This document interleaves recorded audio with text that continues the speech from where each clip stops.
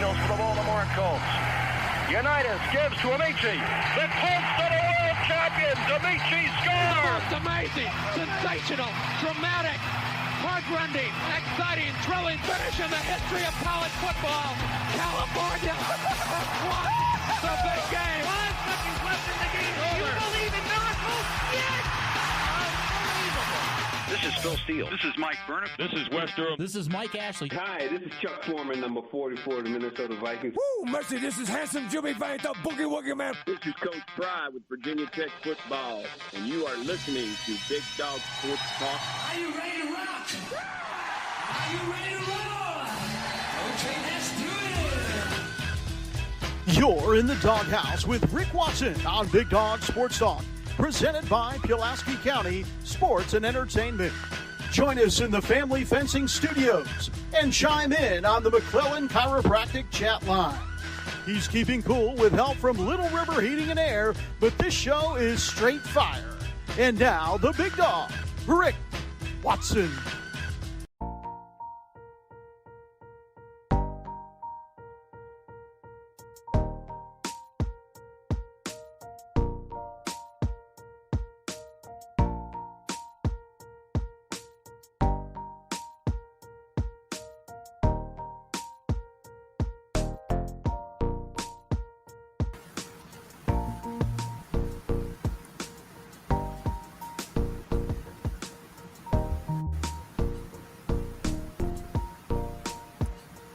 Hey, how are you? Good morning.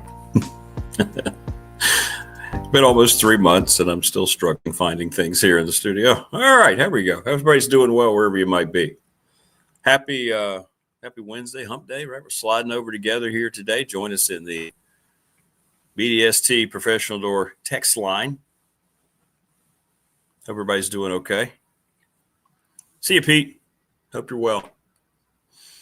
Or you can hit us up right here. McClellan Chiropractic chat line. A lot going on today. We've got Kion Brown going to join us. College basketball underway. We'll talk about that. Damien Sordelett, the Virginia Tech football beat writer from the Roanoke Times. The coach, Phil Elmassian, and Todd Grantham, the coach. My goodness gracious. We've got you queued up and ready to go here today. Get you updated on what's going on with some of the coaching searches, including the one in Blacksburg. And there's some new intel that is making the rounds about that. So we'll get into that. Hey, Opal, good morning. How are you? Hope everybody's doing all right. What's going on? Is that 5 L's? We're all good. That's what's good. Hi, how are you doing? Good to see you. From the 1,500 feet of Sky Tree Needle in Tokyo's, is that Samita City Ward, to 4,000 feet apiece of Otter and Bedford. BDST is on the air. Morning, dog. Morning, Morris. How's Japan, man? It's awesome. We're in Southwest Virginia. That's where we are. Where are you from? The Orient, where I know it's dinner time, about what, 7, 8 o'clock in Japan? Is that right, Morris? Something like that? Hey, where are you really? In Australia? Well, hello. Welcome. Would like to go there one day. Would like to get to Australia one day. Never have. Like to do that before my time is over. Yeah, 8 p.m. Okay. 8 p.m. in Japan. So you're looking at, 14 hours difference. It's 10 o'clock at night in Australia, really? Okay. Well, that's pretty cool. So we have 2 people watching. We've got 8 o'clock p.m. We got 8 o'clock p.m. in Japan and 10 o'clock in Australia. That's cool. Whereas we're at 6 a.m. Eastern time here in the States. Wow. That whole rotation around the sun thing is pretty cool, huh? But we're going to get into a lot what's going on with Virginia Tech. And we talked about this yesterday, that if something didn't happen, I thought yesterday would be, if something were going to happen yesterday, I thought something would have been announced. So I made this image last night They won't let you draw real people. They won't let you come up with real people in AI. But I believe this is now the current state of where the whole James Franklin, Virginia Tech relationship may be headed. Right there, I kind of believe that might be where the reality of this thing might be. Right there. We love some hoops. We want to stick around for Kion Brown. He's a hoops expert. I believe that, and we're going to talk about it with Todd, get his take. It'll be kind of cool to get his take on all this. But it feels like, just from what I've gathered, from what I've been told, it feels like at this point, if James Franklin takes the job, it's for him. This is just me creating this scenario. This isn't saying it's fact. My opinion is my opinion. There you go.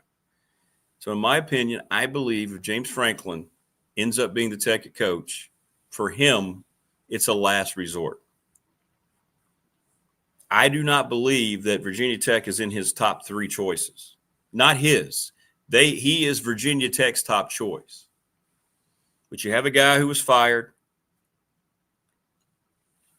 You have an Auburn opening that initially seemed like they didn't want him involved. Maybe he is now. And now Florida State may be reciprocating interest. They have been talking for 2 weeks. Tech has put everything into the James Franklin basket. They've given Jimmy Sexton everything that he asked for. And I will say this. There are going to be a lot of people upset if it doesn't happen. There are going to be a lot of people pointing fingers. Sometimes the things that you want and you think would be good that don't happen end up being the best things that happen. And we're already seeing it with this cat and mouse game that's going on right now with Franklin and Tech. If he wanted to be in Blacksburg, he would have already accepted the job. That's my opinion. Your thoughts. Hit me up on the Professional Door text line or right here on the McClellan Chiropractic chat room. This has been going on for 2 weeks. There hasn't been any snag in any negotiations. There hasn't been anything where Tech's trying to play hardball. They want James Franklin.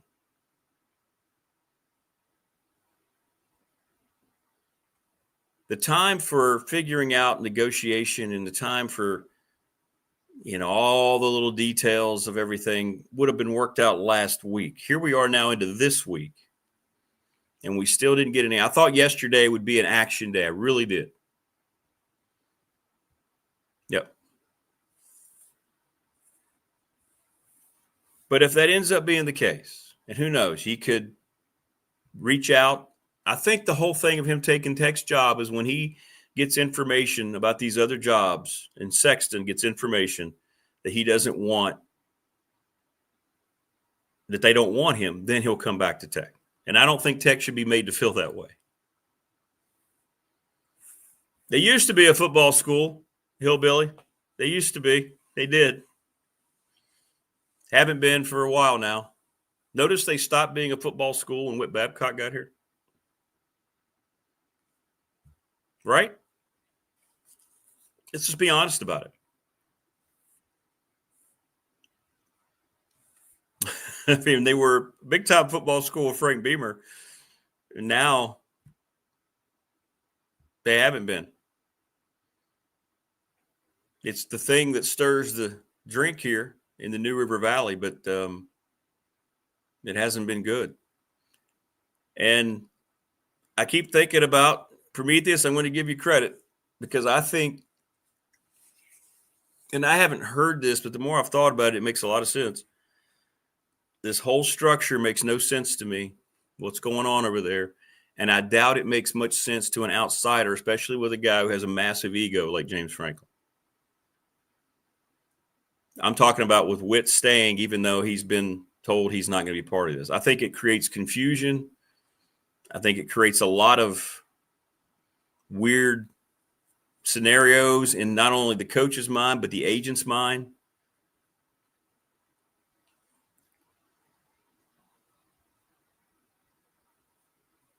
So I'm telling you, if I'm Virginia Tech, and we're going to find out, Todd will have some information for us. If I'm Virginia Tech, and this is indeed the scenario where he's like saying, yeah, I've got your offer, but let me go out here. Then if I'm Tech, I say, you know what? No, you know what? We're out of this thing. You got to be able to move on. You got to be able to move on. Have enough self-respect for yourself to move. Because this is still a good job. It's a job that you can find a really good head coach with the right mindset coming here and win. And I'm going to stick to it. I said it from day one. You go down to Harrisonburg and bring back the dynamic duo and just watch this program develop. It may not be what the press conference that you wanted. You wanted to parade James Franklin out there. And this isn't saying that the deal's completely dead at all. I haven't been told that, but I have been led to believe that Franklin thinks he's going to be a candidate at another one of these jobs that's about to come open, Florida State. But to me, the whole vibe feels like, knowing how much Tech's put into this or what I've been told and how much they've acquiesced to the demands, and yet they are still not being told, yeah, I'll come there. What's up, Brendan? I don't know. We'll get your thoughts on it. You're the smartest listening audience on YouTube, so we'll let you let me know what you think. Would he win here? I think he would. To what level? I don't know. Would he flip the talent level upside down, maybe overnight? Yes, he would. But at this point, yeah, Ryan Silverfield's done a great job, hasn't he, battling back? He had that despicable loss to a 22-point underdog, and they've looked dominant the next 2 weeks. And that's what you look for right there. You're going to have hiccups, right? You're going to have hiccups along the way. You're going to sometimes your team just not going to show up, and the other team's going to play better. And I think that's what happened. Unfortunately, it happened to an embarrassing situation like UAB. But you've looked at what they've done the last couple of weeks. I think he's going to get a Power 4 job. I said all along it was the first name I heard that wanted to talk, and Tech said they wanted to talk to him. Now, they can't. These coaches are still in season. So you can't have sit-down conversations and Zooms and all, So Tech that's why they've had time to talk to Franklin this whole time, because he's out of work, right? That's why they wanted to get it done. Wrap it up. Not to say that they won't, but I think it's if anybody over there in the committee would be honest, once this thing's over, they're going to tell you they didn't expect it to drag out this long. Prometheus says Tech did this to themselves, while everyone else set the narrative. This is going to go bad when a big name doesn't come. I think the problem's going to be and this is going to fall into it. Let's say Franklin does walk. Let's say he's gone. And all of a sudden, you've got to wait. Where are we now? November the 5th? You've got to wait another month, really, before you can start diving into all these other candidates, because their seasons won't be over. Now, that doesn't include bowl preparation. We see negotiations all the time. It's talking about the regular season. Good morning, Rodney. Hey, Brendan. Yeah, always a good day when we're in here when chat. When people are being cool. Yeah. Hope you're having a good day. And welcome. Joseph says, sounds like it's time for Tech to move on. If Tech ain't his number one place. I think it's clear Tech's not his number one place. But I'm telling you, man, let's take away the mess that's been created over there with Witt hanging on.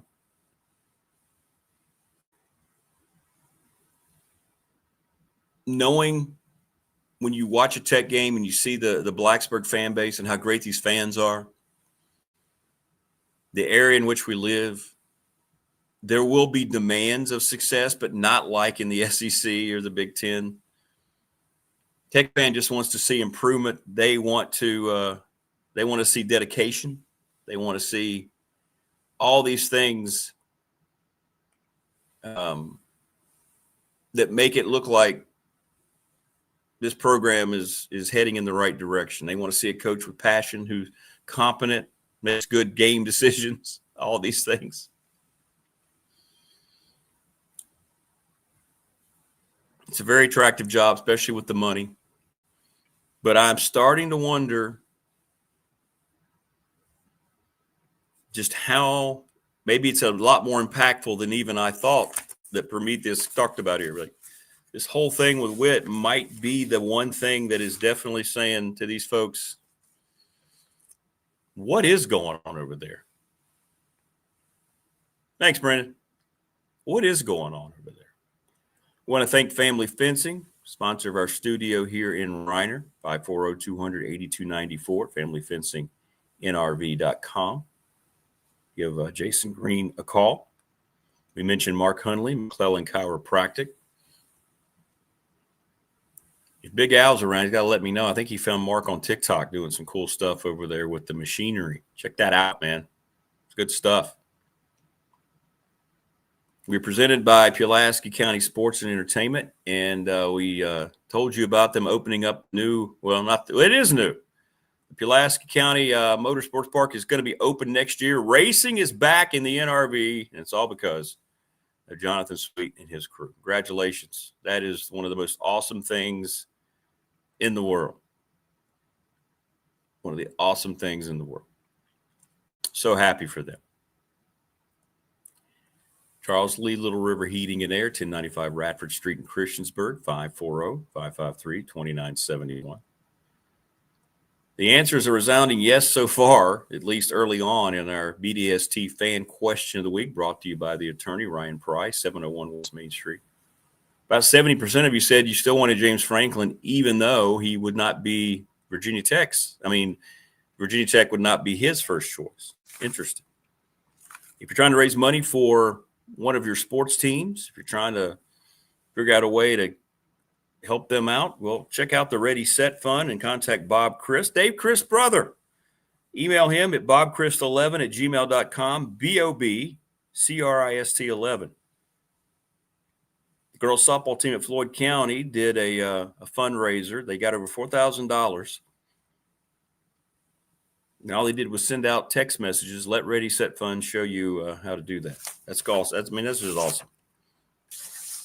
NRB Super Bowl's been around 25 years. Call in to reserve your lane, 382-5525. And James Lawson at Lawson's Mobile Home Supply has been doing it since 1997, 300 North Franklin Street, 540-381-8011. So go give those folks a look-see as well. National Bank, member FDIC, the exclusive banking partner, BDST. And Professional Door Incorporated, residential and commercial garage doors right across from New River Community College. They're looking for good people. Reach out to them if you need a job and you're handy, you want to work, you want a career. He said, just walk right on up and talk to me. You don't have to have an appointment. I'll be glad to let you know what we're looking for and be glad to train you up. Thanks to all of our sponsors. Couldn't do the show without you. So holler up, hit me up. Anybody else wants to jump on? All right, let's get back to it here, shall we? Think about you applying for an 8-figure job yet knowing who's in charge of that. Yeah, I agree, 100%. Over on, okay, I didn't see this. What are they saying, Tebow? Over on 247, insiders are saying Tech's been in contact with PJ Fleck. Not sure what happened with Chesney. Fleck, I think Fleck wants out of Minnesota. I think there's only so much you can do there. Now, the expectations there, they want to beat Wisconsin. Well, you know what? We can talk to Phil Elmassian about the Minnesota job. He was at Wisconsin. Win about 8 games.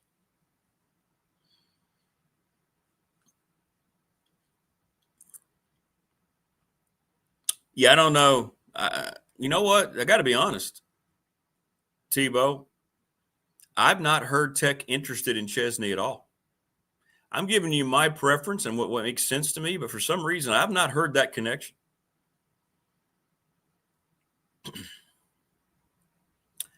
And Joe's right. Joseph's right. If not Franklin, you're going to have to wait. You're going to have to wait at least a month, finish out the regular season. Then you're going to be in there battling everybody else.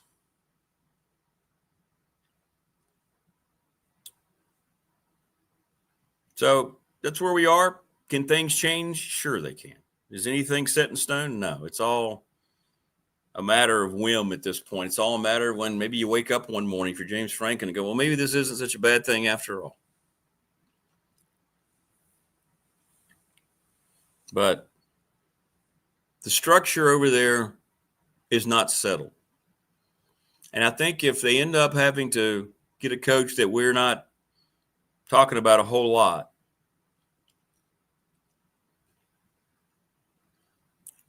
they have nobody to blame from that aspect than themselves, because it's this whole thing is just so sketchy and so murky. In other words, personal relationships clearly got in the way. There was nobody qualified to deal with what the committee was going to bring them in case they brought them a candidate for negotiation, which is what they did with Franklin and Jimmy Sexton. And Witt handled that because he's experienced in doing that. There's nobody else over there who's capable of doing that.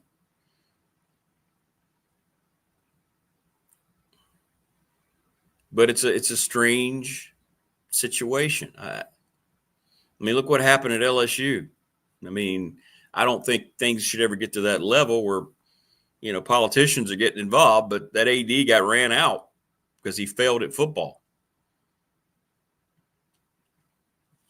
At least to their expectation. Georgia Tech fired their AD the same day they fired their coach a few years ago because they didn't live up to expectation. Virginia Tech fired their coach, left the AD, said he's not going to be part of this, but he's going to stay. It's never made any sense.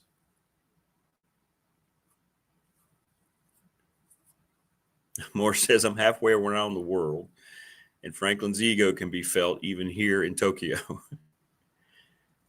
Hillbilly Holler says Tech needs an identity on the field like they have off the field.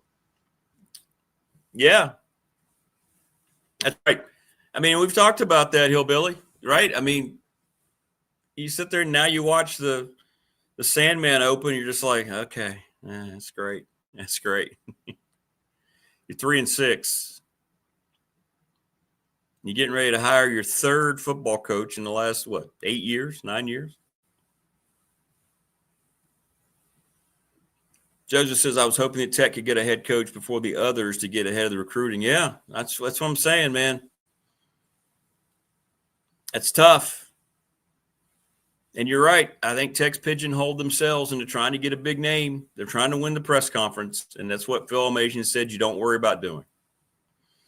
And we're going to talk to him about it coming up. You don't want to miss that, or Todd Grantham. He's going to have some later details here about what's going on with James Franklin. From a new source. You want to hang around big time for those two guys.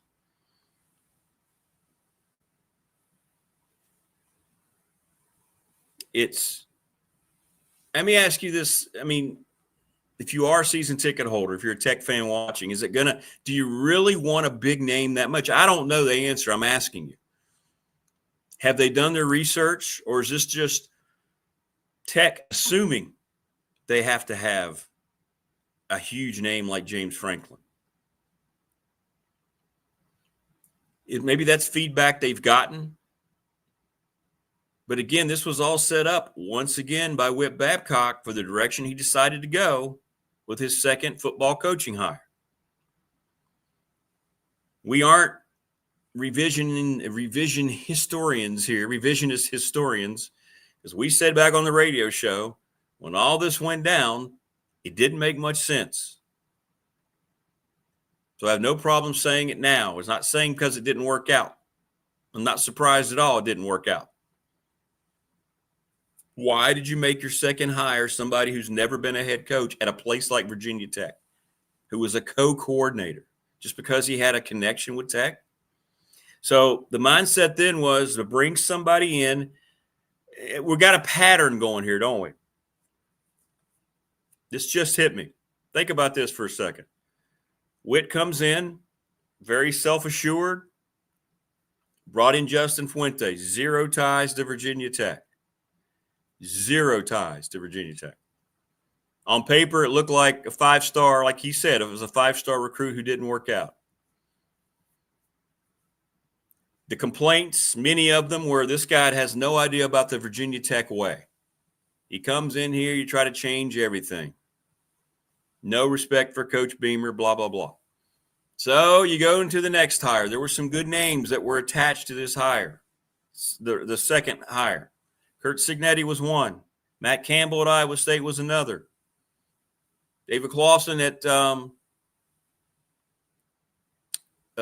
Wake Forest was another. I'm just giving you some of the ones that I knew wanted to be involved or were involved. And then you named Brent Pry. I don't know whether it's true or not, but I was told Brent Pry was hired off of a Zoom call. I don't know whether that's true. Because he had a connection. He was a GA with Coach Beamer. So was the mindset, oh, okay, that's going to put him over the top. He's never been a head coach. But look, the last guy we brought in had nothing to do with Tech. People didn't like that, so this guy does. So it's going to be A-okay. So now you go from a no name, if you will. And now what do you think? Okay, well, now I hired a no name. So what does Tech feel like they have to do? They have to go out and get a coach to win the press conference. So you see what I'm saying? It's almost like they're trying to correct the mindset they've taken into these hires if they are dead set on winning the press conference with a big name. Hokie Rock says they're trying to get a big name to keep the season ticket holders from jumping ship because a lot haven't renewed for next year, probably why Chesney isn't being talked about. Very possible. Very possible. They are assuming folks in the stands like Hokie Rocks just want a good coach. Chesney, he would, yeah. I can't imagine anybody being upset if Bob Chesney's named the head coach. The only reason they need a big name is to draw interest to get more donations. If Tech hires a no-name coach, donations will be hard. Jimmy says, I'm not a Virginia Tech football season ticket holder, but if I wanted to be, I would want a name or a coach. There you go. Well, he's saying he would like a name. Good morning, Wayne. I think Tech fans want immediate gratification. They may have lost patience, which I would understand. Older fans remember how Beamer built it versus how Franklin can have immediate credibility. Yeah, an unknown coach could take a few, or an unknown coach may hit the ground running and surprise people. It happens too, yeah.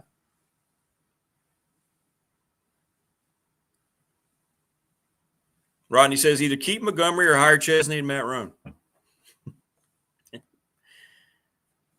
Well, I don't believe Phil Montgomery's on their radar long term, but he's going to land somewhere. If not as a head coach, he will be on he'll be on a staff. Look, my whole red flag in all this. Stephen, that makes a lot of sense. A winning coach somewhere else versus a fired coach. This is the question I've asked, and I tell you what, we have a lot of Tech season ticket holders that I work with down at Radford, people so excited about Franklin. I'm like, okay, ask yourself the question. And I've proposed it here many times. Why did Penn State so eagerly eat $50 million to get him the hell out a year after being in the playoff? I have not heard an answer to that question. I ask it because no one's answered it. They had the money the next day for the buyout from donors. Why? Is it really unrealistic expectations at Penn State like there are at LSU or at most SEC schools? No, this feels like this was a relationship that completely destroyed. Right? Now, Penn State has expectations. They want to be like Ohio State and Michigan in that league, and they have every right to feel that way. They built themselves back after the scandal, the Sandusky scandal, to feel like, we are Penn State. That's what they say. We are Penn State. But this whole separation from Franklin, to me, when a guy's in the playoff the previous year, it's not about getting them to a certain level of success. He did that, right?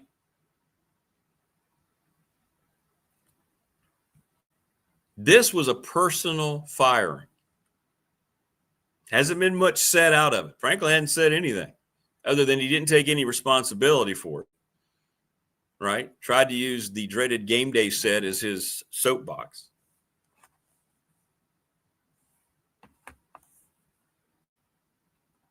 Sorry, KB, I went on a tangent here. I'm sending it now.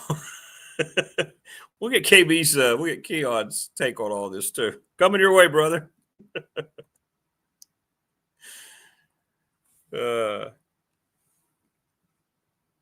Coming your way. There you go. You should have it now. We'll get Keon's take because this, it's not just basketball, not just football, it's basketball. Yeah, and Paul, I'm going to stand by that too. I've said that all along. I mean, as long as Bruce and Bud are there, they're going to find a good coach. There's going to be a good coach. But at some point, even though, let's say they're both enamored with Franklin, or maybe they're not, at some point, don't you have to say, you know what?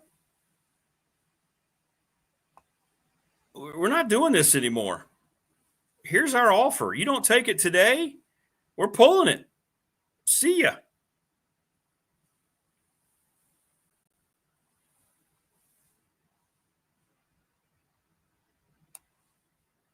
I mean, so that's where we are. That's where we are. Jimbo's available, wants to coach, West Virginia guy. Big name. Oh, I'll tell you what, I'd be all over it. For many reasons. It has nothing to do with my impersonation at all. Joining us on the program right now is Kion Brown. What's up, KB? Good morning. Rick Watson, what's going on, brother? How you doing, man? Now, hang it in there, man. We'll get into some college hoops. So let me ask you, if you were a school and you made every offer you could and you had acquiesced to the demands and you still have this guy saying, well, you know what? I kind of like you, but I really like these other schools a lot better. What would you do? Well, I say, come on, man. What are we waiting on? You coming here or not? I put the pressure on them. That's what you got to do nowadays, man, because you can say you pretty much know what you're thinking. So let us know if we're wasting our time trying to get you. You clearly know. It's like dating a girl, right? And you like, what are we doing? Back in the days, you just had the note that says, do you like me? Yes or no, circle one or other. Like, we can get this over with. I won't bother you again. But don't keep me pushing. Now it's like modern dating in 2025. When you take the girl out to the restaurant, she's just using you for food. That's how they do now. Just get straight to the point. James Franklin, do you want to be here? Yes or no, dude? So we can move on and find our next coach. We want you, but you got to want us too. That's why I'm doing. Come on, man. We can't keep playing these games, man. What are we doing? What are we doing, James? Come on, man. Agreed, man. I like the analogy. You're right. It's how dating has changed, right? Yeah. Completely. Yeah. Everything's on social media now. You don't meet a girl in a grocery store anymore, at the movies or at the mall or anything. You find them on Instagram, you slide in those DMs and you say, what's good? I'm such and such. Who are you? You like a million of the girls' picture, whatever the case may be, to get the girls' attention. That's how you do it nowadays.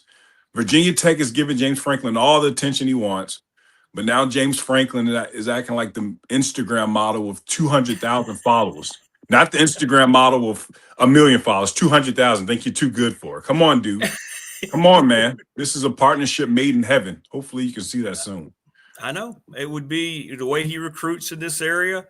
Yeah. I mean, the way they've plucked players out of Virginia. He knows this terrain from Virginia to Pennsylvania as well as any coach, you know. I'm with so you. my wife's uncle is a Penn State football alum. And he was just retired, but he was the athletic director at Varina High School. James Oh, Franklin was yeah. up there so many times because of, the rich football tradition that Varina High School has. Yeah. Yeah. And he just recruits the best players. Like you said, in this area is his if he wants it. So, and Virginia has a ton of talent, basketball, football, 757, 804, Southwest VA. There's a lot of talent in this state. Look at the prep schools of like Fork Union, these high school. Come on, man. Come on, James Franklin. This is where you need to be. If I gotta sell you, it's something, dude. Come on, man. Wayne's asking, would you take the girl to Olive Garden or Panera? Oh gosh, in 2025 they may not accept it. I gotta send you the list of where these girls sent where they don't want to go on the first date. They don't want to go to Olive Garden. They don't want to go to Cheesecake Factory. They don't want to go to the movies. They don't want to go and get coffee. I'm like, where the hell you want me to take you there? Where can we go? I'm glad my lady wasn't like that at all. They just send you a list of where they don't want to go, really? Yeah, Wow. yeah. They'll send you a list where you don't want to go. It's crazy. What does it tell you about Penn State? This guy had him in the playoff last year, Yeah, right? And it's pretty obvious the team quit out at UCLA. Then they really quit at home against Northwestern. That they were able just to say, you know what? We're going to let you go. We got the money to buy you out. They see ya. What does it tell you, though, about that relationship? And to me, that's not getting them to a certain level because he had them there playing for a national championship. That's a personal thing. So the red flag surrounding that to me still hasn't been answered. And I've said it all along, and maybe we're seeing it right now with this extended delay. There's something there about that guy, right? And yeah. Penn State said enough was enough. Well, the fans said enough was enough too. He couldn't do anything. He could have beat another Big Ten opponent by 30, and they would have found something wrong. And that's not been like that just this year. Last year, it's been like that for the last few years. He struggled beating the teams, the ranked opponents, but every week he was just getting drilled. And in that last game, his last matchup at Penn State, you could just see it coming. He said, "This guy's not gonna last." And next, I think it was that night, everyone got the news that he was going to be let go, but. You got to win, though, at the end of the day, especially at a school like Penn State, one of the top tier programs in college football. You got that opportunity. You have to find a way to win. You're in the playoffs. That's great. But those guys want to win the big games during the regular season as well.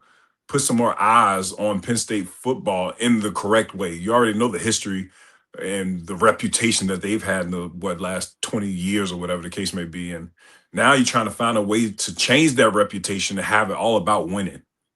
Bring it back to football at Penn State. That's what the fans wanted. And he unfortunately wasn't doing that because he couldn't win the big games.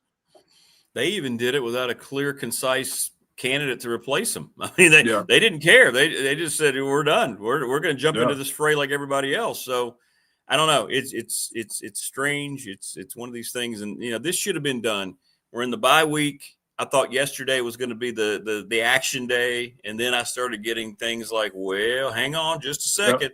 That's why I created that image where he's walking out the door. I think something is keeping him from committing. And I think it's because he's getting interest from one or two of these other jobs that he's looking at. So, yeah, of course. He's got to think there's better jobs out there for him. I can't wait to see where he lands. I'm still hopeful that he'll come to Virginia Tech because I want Virginia Tech football to be great again. I want Virginia Tech football to be what it was when I was growing up, when it was a national powerhouse where guys wanted to go there. It's still a great job to have, and I think he's the guy that could bring it back to that. And I'd be really excited if he ends up the coach at Virginia Tech. I sold him early in this broadcast. Come on, I hope somebody send him this broadcast. I hope I sold him enough. Yeah, he did. Come on, dude. Well, I hope somebody up there. I want somebody up there. If there's any dignity left in reporting, I hope somebody one day tells the story about what happened in that divorce with Penn State. Yeah, and then I hope if he ends up taking this job, I hope some of our media actually says, "So, why did it take so long? What was going on?" I hope somebody. I think it's a fair question to ask. So, yeah. It is a fair question to ask, but a lot of times journalism has changed a lot in 2025. There's not a lot of questions being asked that should be asked because I believe that the new journalists feel like you're trying to make an insult out of the question when you're just generally trying to ask to get the information. You don't want to hurt the coach's feelings. You don't want to hurt the player's feelings. Just ask it. That's your job.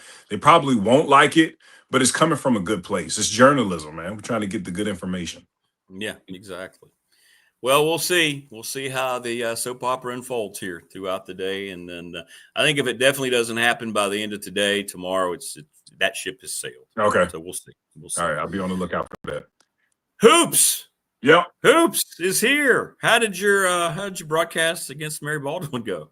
I thought it went well. The game was very competitive. It's like commentating is like riding a bike, though. You got to get back in rhythm a little bit. I thought it was one of my better broadcasts. Started off a little slow, but overall, the game was great. The calls were great. The game was competitive in the first half, so that's all I could ask for. Then Longwood blew the doors open in the second half. So we started off good. We got another game tomorrow at Hampton. So it's Hampton. They play against Mid-Atlantic Christian. Maybe a little bit better than Mary Baldwin, but still a game. So we'll see how that goes through. Well, the Radford game went opposite. They Yeah. jumped out to a big lead early, and all of a sudden, here come the Leathernecks. And they took the lead in the second half, and we're thinking, uh-oh. But they won it by 5, and, and Radford's got West Virginia Wesleyan Friday night. Yep. So it'll be, whatever that's going to be. But it was interesting. Those kids, they missed a lot of shots, and we've talked about that. When you shoot a lot of threes, if you're not hitting them, all of a sudden, you become kind of susceptible to things. And give Western Illinois credit. They played really hard. And I give the Radford team a lot of credit because they found a way in the end to make plays. They got to the line. They made their free throws. And maybe a game like that can help you, right, when you're a new squad. Maybe. I don't know. We'll see. No, for sure, Ken.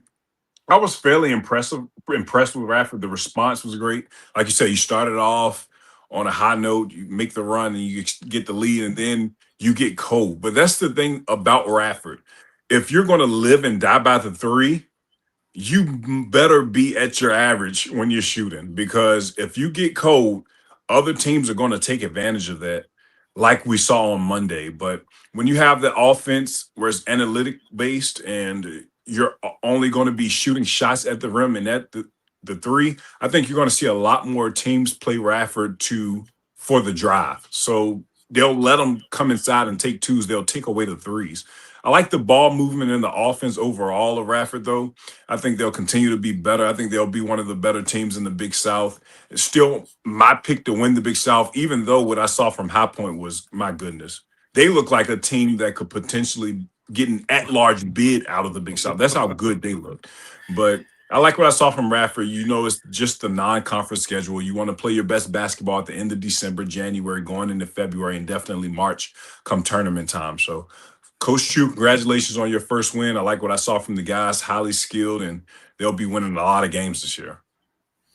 Yeah, how about beating Furman, top dog in the Southern Conference, by 30? Gosh, it wasn't even close. That's what High Point did. Wow. Yeah. Number 8 in the mid-major poll, by the way.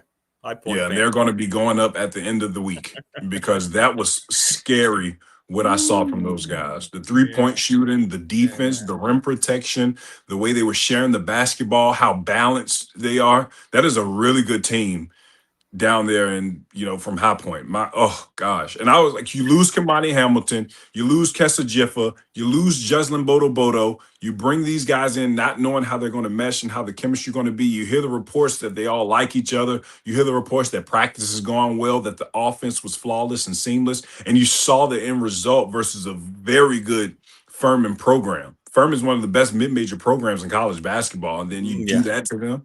One of the favorites to win the SoCon, and you embarrass them like that. Oh, man, it's going to be a long night for anybody who has to play against the Panthers. Well, and everybody said, and rightfully so, Alan Huss is just a hell of a basketball coach. Yeah. He's waiting to take the job at Creighton next year. Yes. But, Flynn Clayman was his right hand. Yeah. This isn't like they're going to have much of a drop-off with this guy, and they went out and found all sorts of new players. Yeah, we'll keep an eye on that. But, that was a heck of an opener for them. And Tech, they had a tight first half. Another Big South team, Charleston Southern. It was a 4-point game at halftime. But, the inevitable happens in games like that to start the season. What did you think of Mike Young's team in the second half? Well, early on in that game, I thought that Virginia Tech's defensive particulars needed to be better. They kept going under ball screens. And in return, Charleston Southern was knocking down a 3. I think they made 8 threes in the first half. Like, so that'll always keep you in the game if you can do that. And then in the second half, I think Virginia Tech only went under a couple of ball screens, and Charleston Southern missed. They only connected on one or two of them. But that changed. You saw how explosive Virginia Tech could be because in the second half, they went on that 19-0 run.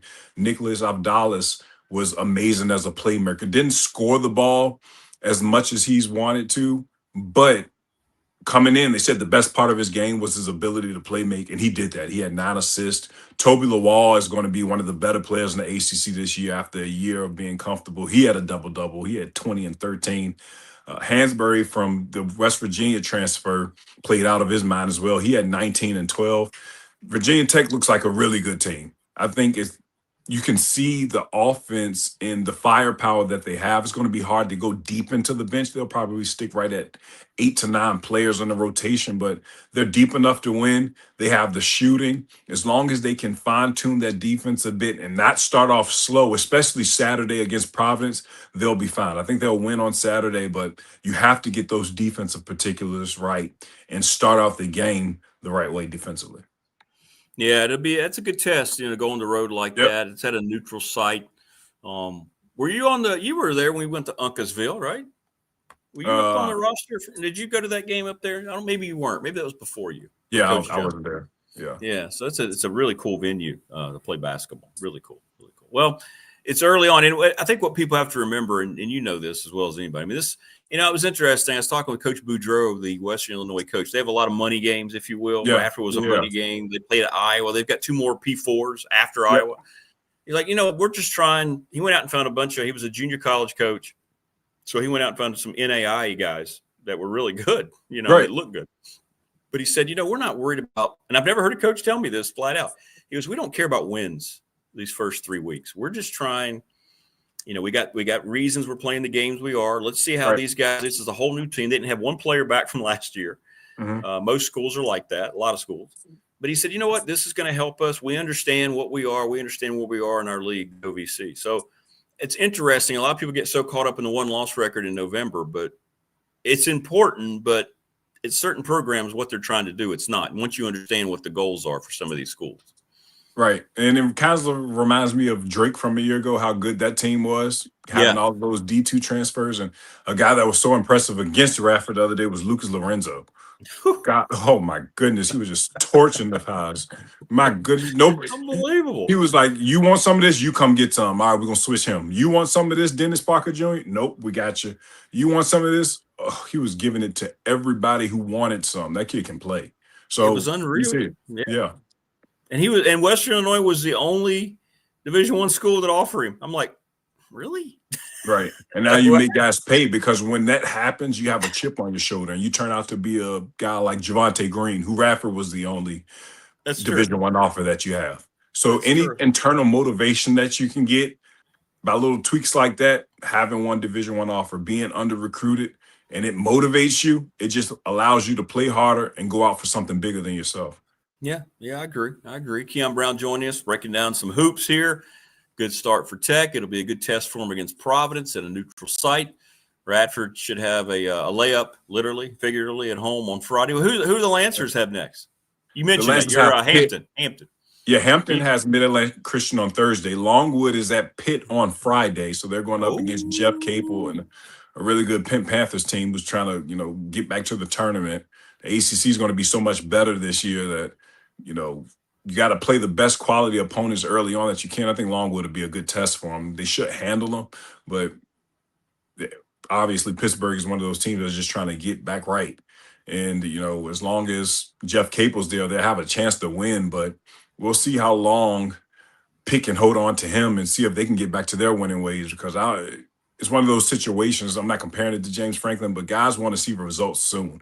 And I'm a Jeff Capel guy, because when I was in Richmond and he was at VC, I'm from Richmond, and when he was at VCU, he's one of the guys that started my love for college basketball. I was so young. I was like first grade or something like that. And he was the coach at VCU, and I've been following along, and I just want to see him win. And 2 years ago, they were really good. And now I want them to get back to their winning ways, but we'll see how it goes for Longwood against Pitt. And then we'll see North Carolina next week, Tuesday. I think if Radford can hit shots, they got a chance to. I'm not that impressed with North Carolina. I do like the freshman that they have. He's a guy that'll be a top 10 pick in the draft in this coming June, but I'm still not that impressed. I saw those guys versus Winston-Salem State a week ago, and it's just the jury is still out for those guys. I think if Radford can run their offense well, get open shots, knock down shots, they got a chance to do something big on Tuesday, and I can't wait to see that matchup. Yeah, I mean, games like that are when you hit the NIL like Radford did, and you bring in players. That's the kind of games that are really going to be fired up and ready to play, right? So we'll see. There's not going to be any fear in Radford. Those guys have been there, done that in college basketball, coming from Clemson, NC State, Minnesota. Todd Johnson being one of the best players in the OVC a week ago, or Jalen Johnson, I'm sorry, being one of the best players in the OVC a year ago, and they have a chance to win that game. I really believe that. Yeah. Well, all right, my friend. When's your next one? You're actually going to be on your broadcast? The Hampton tomorrow? Game? Yeah, tomorrow. It's tomorrow? on. Okay. Let me know how that goes. It's on Monumental Network, so everybody will be able to watch it. What is it? Monumental is the one that used to be like it used to be what the Wizards play on Monumental. It's like okay. Yeah. I think you saw NBC Sport. NBC used to have it, the channel, but I don't know. They got bought out or something like that. Okay. All right. Yeah. I don't think I've heard of that. When we were the Redskins, that's where you could watch the pregame and postgame show and all that. All right. Yeah, it was called something else, wasn't it? Yeah. I forget what it's called. CBS Washington, something, I forget. Yeah. Hey, look, I'm still a victim of the dreaded ESPN Disney dispute with YouTube TV, which is just such a blatant cash grab by ESPN to try to get people to buy their hideous ads. Yeah, there's no way I'm getting YouTube TV. There's no way. There's no way. I'll just miss games. I'm not going to buy anything. I'm not letting ESPN win. I'm not letting Disney win. I'm not buying. Now the thing about streaming, they thought it was a cheaper option than cable, but if you add up all the services, it's worse. You're going backwards. That was the promotion of streaming when you first started. You're cheaper than cable, more affordable, $6 a month. Now it's $22 a month for ESPN and Disney Plus, $30 a month for Hulu. Netflix goes up $3 every 2 days. What are we doing, man? I know. What's going on? That's why I take my mom's password. And I say, Mom, keep paying for that cable so I can free it off. I know I'm not the only person that does that. I know. No. Everybody's trying to get around it. Yeah. All right, man. We'll have a good call, and appreciate you as always, and we'll see how things look next week. I'll be weary-eyed next Wednesday, the day after the Carolina game. So, all right, brother. Appreciate you. All right, man. Stay safe. Yes, sir. Kion Brown joining us over. Great stuff from him as always. Yeah, how about that? That whole thing is such a blatant what ESPN's trying to do, what Disney's trying to do, force people. Hey, you want to watch? I don't know how much longer it can last. The NFL didn't have its Monday night game.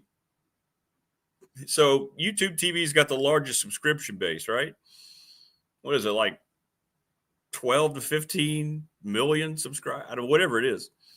And all those people couldn't watch the NFL game. College football is one thing, but the NFL is another. So how long do they continue to say, wait a minute? And by the way, how about advertisers that pay for these, these packages? And all of a sudden they're losing all these eyes. How's that going to work with ESPN and Disney? They sell all these games. We always complain about the extra commercials and the extra spots. Well, all of a sudden those spots aren't being seen by a whole lot of people. So how does this dispute make any sense to anyone? People were trying to blame YouTube TV, and it doesn't help them at all. At all. It wasn't their call. But ESPN, Disney trying to jack up the cost to make it so YouTube TV has to jack up their cost for subscribers. It doesn't feel like it's going to be resolved anytime soon. But this thing, I can't imagine it lasting. I mean, I don't know how much money this is going to end up costing Disney. Advertisers are there's got to be clauses in those contracts, right? You're not living up, you're not fulfilling. It's all about fulfillment. You're not fulfilling the deals that were in place with these networks when they signed on. That's something people aren't talking about enough, but sponsors aren't going to put up with this. They just aren't.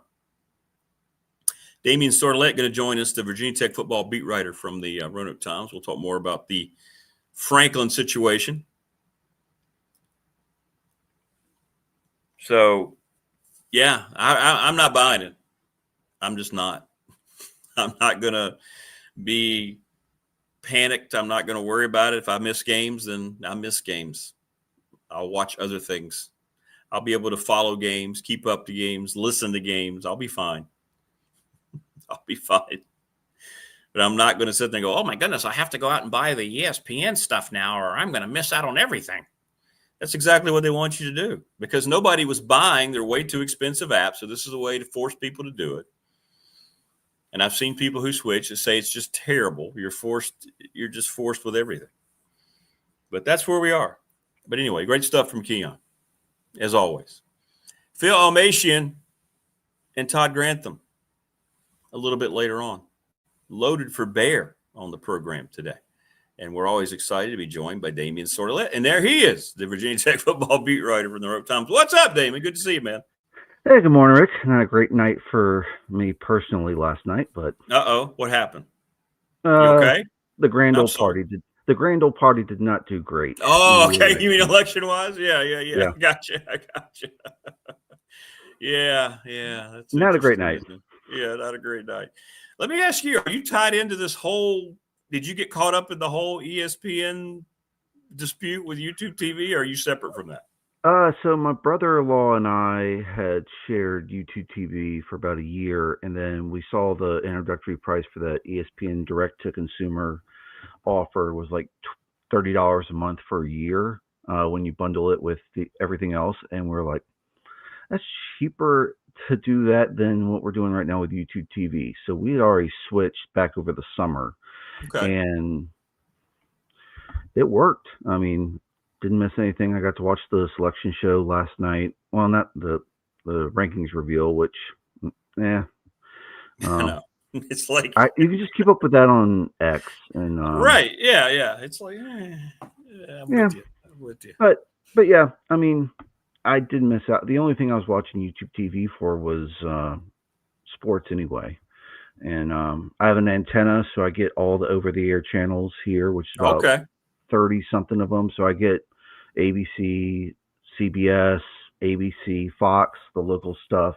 So I wasn't exactly, caught off guard by any of this. So life just moved on for me from that standpoint. And I feel bad for everyone who uses YouTube TV because, oh boy, I mean, I understand missing out on some stuff. And I got to watch Ohio and Miami last night. So that was a good game. So yeah. Well, it's going to be very interesting to see how long that thing lasts. I don't know. We'll see. But think about advertisers, right? They got to be like, wait a minute, we didn't sign up for this. You've taken them. How many eyes did you take off our products, right? And the whole thing is ESPN wants to drive people to its product versus going to YouTube TV, and it's going to get kind of messy. I'm waiting for them to say, hey, we're going to raise your price about double or triple what you're paying right now. And I'm like, I didn't sign up for that. No. I saw where they're going to raise their like Disney Plus, Hulu stuff like almost double. Did you see that? I'm like, what? Yeah, I saw someone mention, I think it went from like $70-something a month to like $150. Yeah. And I'm like, I wasn't paying that to begin with. I think that's Hulu plus live TV. I think that's gotta be it. Yeah. Because that's gotta be Hulu plus live TV for it to be that much versus those of us who don't. I mean, outside YouTube TV, I haven't done anything with live TV at all. I just rely on everything that comes over the air for stuff like that. I mean, I watch a lot of local news, so. Sure, that helps out the guys at FXR, DBJ, and SET, and forgetting one. So we'll see. It can't last. I can't imagine it's going to last a whole lot longer because there's going to be so much money lost. They're trying to get money, but there's going to be so much money, and the NFL is not going to put up with that. I haven't seen the ratings of the game on Monday night, the Cowboys game. That's usually a ratings boon, even though the Cowboys aren't very good. So those are really down. Yeah. And that was also on ABC, which if you're like me and you have an antenna, it's easy to pull that up on SET if you go to 13.1.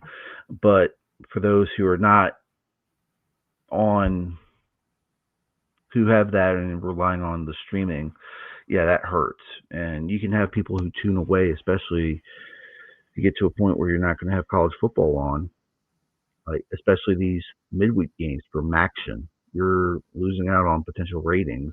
And I know they weren't great ratings drivers to begin with, but people who want to watch college football, now all of a sudden they're not going to tune in, and that's going to hurt, especially when CBS Sports Network has a game. So instead of watching Miami and Ohio play, you're stuck with UMass and Akron.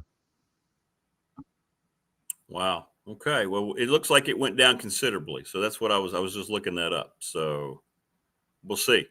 We'll see. Damien Sordelett joining us on the program.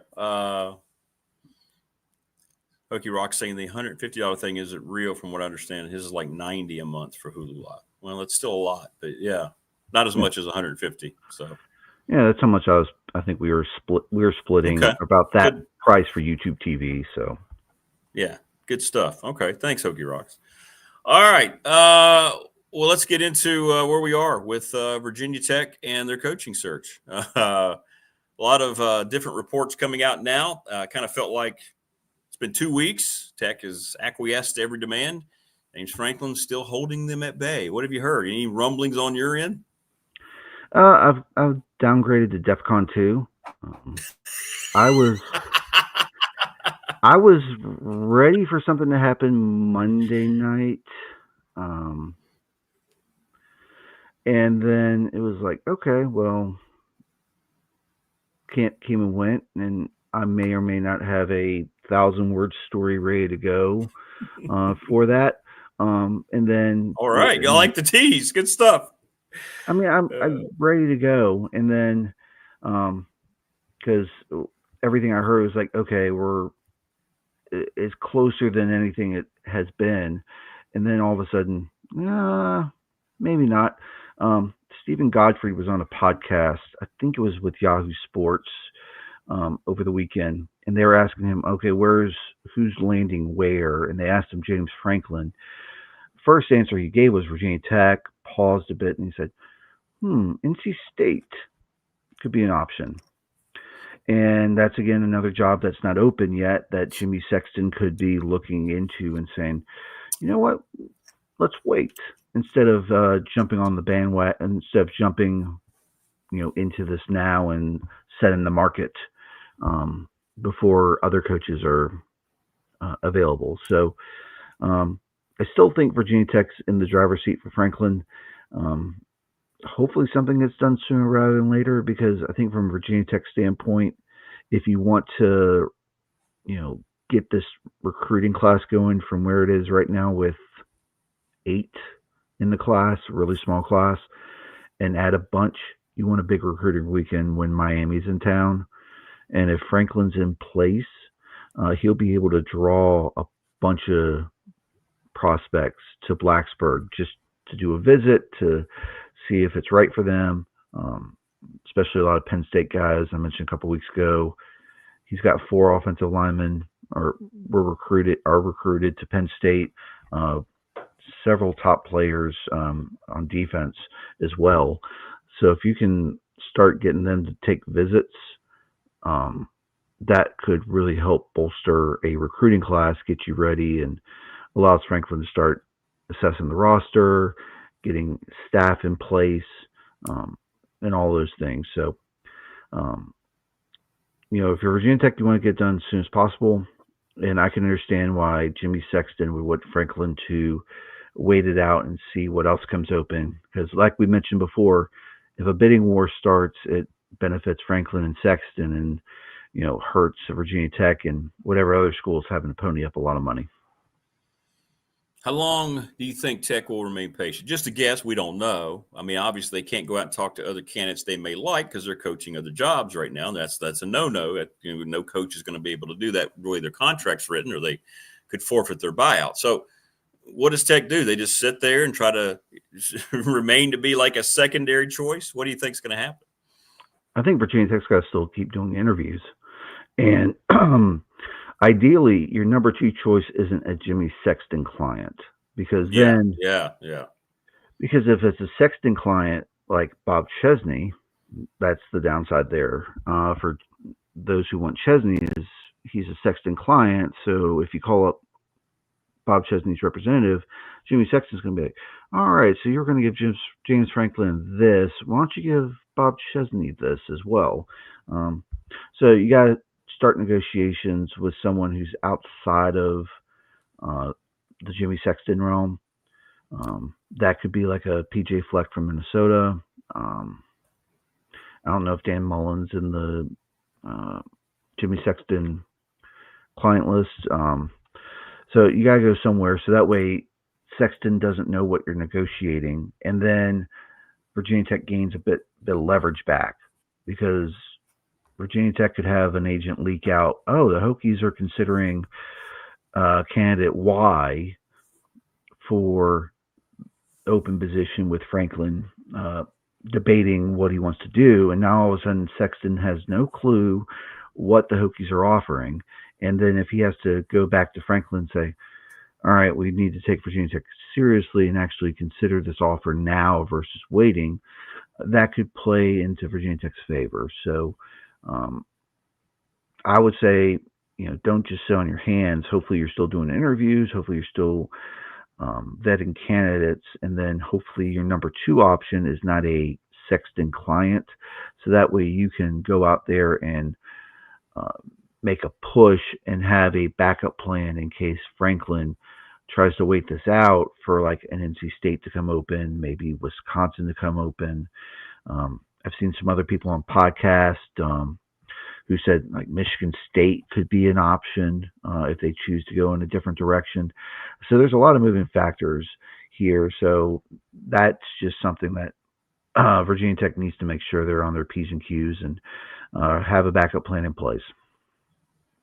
What'd you think of the game on Saturday? I didn't get to watch it, but I was keeping up with it, and it started out great. And I'm thinking, okay, this is going to be one of those days. And then I check again later, and they didn't score the rest of the game. What did you see on Saturday against Louisville?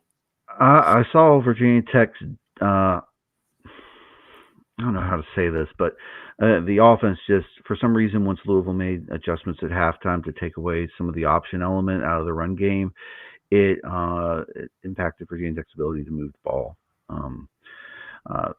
Virginia Tech tried to do some similar stuff to what they did against Cal, and for most of the second half, Louisville stymied it pretty well. There was a 2-play sequence in the third quarter that really turned the tide of this one. I think it was probably one of Jones's best deep balls of the season, probably up there with the deep pass down the sideline to Aiden Green against Old Dominion, where this one's to Donovan Green, and it hits him right in the hands, and he drops it. That's third and 10. That would have gained, if not the full 75 yards for a touchdown, that would have gained like 30 to 40. Mm-hmm. You're in plus territory, so you're in love field goal range already. And if you go down and score, you're now up 23 to 14. Instead, you have to punt it. Colin Lacey returns it 63 yards to the 5-yard line. Louisville scores 2 plays later, and that's all she wrote. Tech's defense just got gassed in the second half. So you can't ask them to come up with 2 fourth quarter stops and then ask them to do it a third time. I mean, they've just gassed against a really good Louisville team. So I think Tech battled. That's the one thing about Philip Montgomery's teams. They're going to battle. Tech battled, and then they just got tired. You could tell on that Kion Brown touchdown run. It's just the linebackers, the defensive line was taken care of, and the linebackers were just a step slow to get to their spots, and then the safeties were, again, a step slow, and that's because they were playing a lot of snaps in the second half, and they were gassed. So that hurt, and the open week's a good time for Tech to get rested up and hopefully get some players back for the stretch run here. Yeah, and that's the thing. They'll. I guess there's their media availability today. Is that right, Coach Montgomery? Yeah, this evening, yeah. Yeah, you guys will talk and see. But how they handle the bye week, it'll be interesting. And also be a good time during the bye week to name a head coach. But hey, I digress. Yeah, I mean, ideally, you would think you do it. You would have done it yesterday, right before the rankings reveal, so that way you kind of get some buzz from that from ESPN. Exactly. I thought yesterday would be the day. I did. Yeah, but again, Jimmy Sexton is known for stretching these things out and trying to drain every last cent he can, because not only does it benefit his client, he gets handsomely compensated for it. So, yeah, I think this is I don't know when announcement's coming. If it doesn't come this week, I'm hedging my bet more toward Thanksgiving. That's how it's going. If it doesn't come this week, it won't be James Franklin. No, it will not. If it doesn't come today or tomorrow, I don't think it's James Franklin. I still think this week or maybe even early next week, because from everything I've been hearing, like Tech has given its best and final offer. Yeah, they've given everything. Right. Yeah, I've heard the same thing. Yeah. And like, again, Sexton wants to draw this out as long as possible because he wants, again, Tech to have some sort of bidding war. But at the same time, Virginia Tech's got to be like, all right, if you don't want to be here, exactly. Sorry. Now we're moving on. So exactly. Yeah, it'll be interesting to see. I'll be interested to see how long Tech lets this play out, or if, like, hopefully they are doing some vetting and they're doing some more interviews behind the scenes and not just putting all their eggs in the James Franklin basket and then praying it hatches. I know. Let me ask you this, because a lot of our viewers here in chat bring it up, and I think it might be something. How much do you think? I don't know. Again, we're speculating because we don't know. It's probably an unfair question, but how much do you think the scenario, the setup at Tech still with Witt there, not really sure about the roles, who the coach is going to answer to, how much do you think that could be playing into these negotiations, and what a guy like Franklin and Sexton may be looking at going, I know Sexton's been dealing with Witt, and that's why Witt's there to talk to these agents, because nobody else there is capable of doing it. They don't have anybody under him that has any experience. So I get that. But how much do you think they're going, okay, how's this going to look then, right? Who am I going to answer to when I get to Blacksburg? Yeah, and you'd hope the committee has answered that question. I hope, in some way. Because, again, we have not gotten, ever since Brent Pry's been fired, we have not gotten anything from Virginia Tech saying, Witt Babcock's our guy, we have a vote of confidence in him, or we haven't gotten anything. So, again, we have no clue, but you hope the committee, through whatever charge Tim Sands has given them, has an understanding of explaining what the athletic situation is going to look like moving forward. Is that going to be, okay, well, we're reorganizing everything, Witt's here in this capacity or he's not here. Right. And it seems like the GM, I don't know if the GM is going to report directly to, the president. Right. I would have a feeling the GM, if it's going to be a 50-50 split in terms of responsibility, the GM is still going to report to the athletic director or CEO of athletics, however you want to call it. So that would be something where, again, I've heard something similar. You've heard the same things when it comes to donating, when it comes to if Witt's still there. When it comes to, we don't know if we're going to donate or not, or give more because of this. So I would hope that they've addressed it behind the scenes. Well, I know Witt has publicly, when we've talked to him, granted we haven't talked to him since Pry's been fired, he's given a statement and he's talked to Bill Roth, and that's it.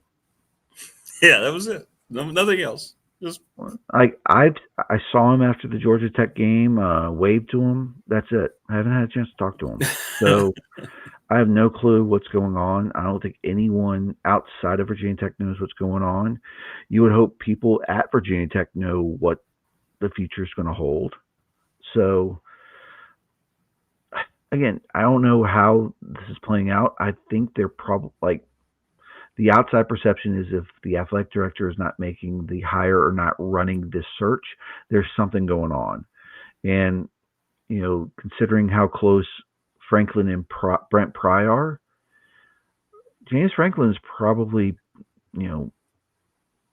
gotten as much info from Brent Pry as possible about. Well, that's right. That's right. About reading the tea leaves in Blacksburg, and then, a holdup could be, does Franklin want to be here with Whit Babcock as the athletic director, who is going to be overseeing the general manager?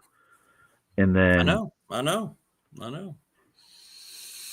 It's confounding what they've set up over there. It really is. And again, hopefully the committee has laid out a blueprint of how they are restructuring this athletic department. Again, it could also be fundraising. The Hokie Club is severely understaffed and outdated from all accounts, and they need to ramp up and get people in there because, again, you need some money. And I've heard that the $47.1 million for this year is done, but you still need to raise $90 million in philanthropy over the next 3 years. So is the Hokie Club going to do this, or is University Advancement going to have to shoulder a bulk of this load? So I think a lot of that factors into this decision. Like, fundraising is a big component of college sports, and a good head of the athletic department is a big component of college sports. And if some of these things are deficient, or you don't feel the right person's in charge, that could be a deterrent for someone like James Franklin to come here versus going to a place where everything's set and there is unity and cohesion from top to bottom. I agree. Well, hey, you get another weekend off. Off. Yeah. I'll be spending part of Saturday in Salem with the baseball team with the Red Sox getting rebranded and seeing what the reveal is going to be for the new moniker. Oh, really? They got a new nickname coming and everything? They do. New mascot? Yeah. The Salem Red Sox, I think, they were the last Boston affiliate to have the Red Sox moniker. And we've seen with minor league baseball, they're going away from being branded like your parent club. Yeah. Because, again, Salem's part of that 10-year player development agreement. And who knows what's going to happen with minor league baseball when we get to 2030. And, if they choose to say, instead of having 4 affiliates, you can have 3. Yeah. Salem being the lowest affiliate, you might see Salem have to find somewhere else to go, and you'd rather have a brand for the franchise here versus having to rebrand yourself with a new team. So this is smart by Alan Lawrence and his group to do that, and I'll be spending a couple hours Saturday there. But cool. Other than that, I'll be good. Oh yeah, like Hellbenders or would be a good one. Give us a good, cool nickname. It'd be cool. Yeah, give us something cool. Buy some merch. Yeah. Yeah, they're probably not going to go to Avalanche because that's when they were affiliated with the Rockies. I don't know what they're going to do in terms of. They need something specific to this area. I know Otterbots and Danville with that team. It was kind of cool. And you've seen like the Appalachian League teams that are no longer affiliated with minor league baseball. They're now that summer league team. They got kind of creative with their names. They did. They got creative. Yeah. So, I mean, maybe you got inspiration from when the Banana Ball was in town and maybe come up with a name similar to that. Have something fun. Yeah, exactly. Merch. A lot of good merch. Sasquatches. I don't know if there's any Sasquatches here. That'd be great. Great. You could do a lot with that, man. Put a Bigfoot on a baseball uniform, have him sit at home play. Oh, you could do a lot with that. So You do a lot with that, but I think you got to tie it into the area, especially with Salem. I brought up Hellbenders because I think they're referring to that as like the fish in the local rivers. I know. Well, we'll see. We'll see. Okay, I didn't know that was happening. That's good. That's good to know. It's good to know. Yeah, they scheduled it for the second open week instead of the first one when the weather was going to be, better. Yeah. They're hosting this at Salem Memorial Ballpark. I'm like, it's getting cold this weekend. Are we sure we want to be outdoors doing this? Yeah. And it's going to be like 50s. Could have done it when it was like 60s and 70s last month. Well, we'll get your reaction on that too. So there you go. All right, brother. Thanks, man. Have a great time this weekend, and we'll see what happens with what's going on with Tech's coaching job, brother. No shortage of anything to talk about. That's for sure. I know. All right, man. Enjoy your weekend off. Appreciate it, Rick. Care. Damien Sordelett joining us. Now we're getting a bunch of names. I like the Sasquatch. I'd go for all of it. Wood boogers, Salem salmon. Yeah, I think Damien was implying there's no big feet in Appalachia. No, well, we know better than that, don't we, Wayne? We know better than that. Here's the question. As much as I am a Bigfoot enthusiast, and I get asked this all the time, Salem salamanders. Let's say I was out somewhere in a wooded area and I saw one. Unless I could get really good footage, would you tell anybody? Or would you just kind of let that go by? Would you just let that go by?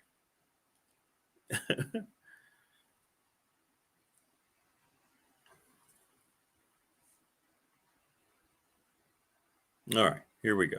Joining us now on the program, Elmassian. I don't know whether he believes. Coach, I know you're out fishing all the time. You're out there in the wooded creek area. You ever seen any Bigfoot out there or anything? No, just looking for that smallmouth in the New River, my friend. Down to Parrott, Virginia. Good fishing down there. Well, what's going on, man? How are you? We still don't have a head coach in Blacksburg. Yeah, well, there you go. That's a part of it. It's a process. Everybody be patient. They'll work to try to do the right thing, I'm sure. The best thing about that last show with Marty and Coach Rags, I would just want to say something on that. When I got off the show and started thinking about that, and you mentioned it too, Marty, just the genuine love and respect that he has as a player for Coach. He got emotional. He started crying about the whole Spartan football when Coach went into that. I tell you, man, that was powerful. Yeah, it's special, and and then just the community, his teammates, and I started. This is why you stay in the game and play the game. And, there's no doubt for those connections. And I got a call from the two kids that I coached at UMass yesterday. Oh, did you really? That's cool. Out of the blue, and it was a transition from 1AA to 1A at the time I took the job, and we were in the MAC. We were playing Michigan, Wisconsin, and one of the kids, he made first team all MAC linebacker. In a transition from 1AA to 1A, and none of those coaches in the MAC heard of the kid. Just his play got their attention. He was that good a player. But that was really special when you get those calls and they stay in touch. So I can appreciate what Marty and his relation with Coach is. It's really special, and I appreciate letting me be a part of that. What's your take on? Okay, we don't know how it's going to play out, but you've been through this. You've heard a lot of interviews and how this thing goes with coaches. Do you feel like the longer this draws out for Tech, the least likely it is it's James Franklin? And at what point does the school say, you know what, it's pretty clear this guy may not want to be here like we want him to be here? Yeah, well, it's a give and take. I mean, you go through an interview process. First of all, Rick, the coach, whoever, especially if they're in the demands and they have choices and opportunities, so hey, school A, school B, and I'm being pursued, which is very rare in this business to a point. When sometimes you just helpful you have a opportunity, especially the way this business is. There's only two kinds of coaches, Rick. One's with jobs and one's without. Really, as I've always said, and when you really, I'll put myself in the positions that I've had in my opportunities. The number one question I asked was, can we win a conference championship? Is this program going to put us in a position to win a conference championship, even as an assistant, whether it's Wisconsin or Syracuse, Virginia Tech, University of Virginia, Nebraska, so forth and so forth, Washington, same thing. And, when you're looking at it from a head coach's perspective, you're saying, okay, your staff under the label of, can we win a conference champ? Are we going to be not necessarily even funded, but will this school provide the opportunities to win a conference championship? And your staff is so critical. The staff is your number one. Who is he bringing with him? I'm not as concerned about who the head coach is going to be as I'm concerned about who's he bringing with him. And then the players he's going to bring with him. Those are the two most important things that you got to work out and find out. And that's a process in itself. Because and a guy like Franklin, he already has his staff. He has his name, maybe except for a couple exceptions. Some guys may not want to go with him, may not want to leave the job they've had. There's some guys that want to stay at Penn State, not necessarily all go with him. And like I said before, when Nick Saban took the LSU job, he sent a private plane up to East Lansing to pick for the staff to get on, and nobody got on that plane. So nobody. Seriously. I mean, so hey, make you think. And so, the thing with Coach Franklin right now is, it's one of those things, Virginia Tech, here's how Virginia Tech, I think, I know I've handled it in this way to a point where, okay, you're probably not ready to offer me the job yet, or maybe you have offered me the job, but I'm not in position right now to take the job. I've got to talk to my family and talk to the coaches, and because this, as soon as that word gets out, okay, some assistant X from Penn State, yeah, I'm going to Virginia Tech. Once that word gets out, that's how you find out who the head coach is going to be.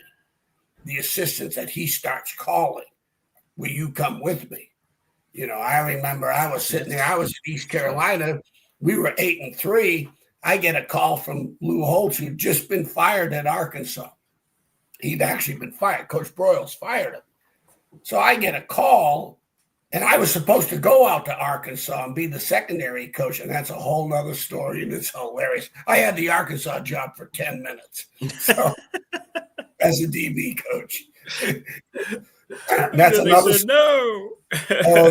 that's another show. Very entertaining, trust me. Yeah, we'll have to get into that. Yeah. Oh, no, trust me, it is extremely entertaining because it is true.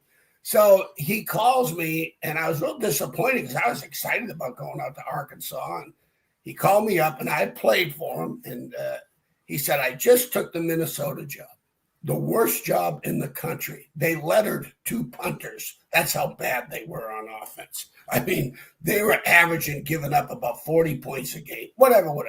So, I said, well, he says, but we can win here. We can win here.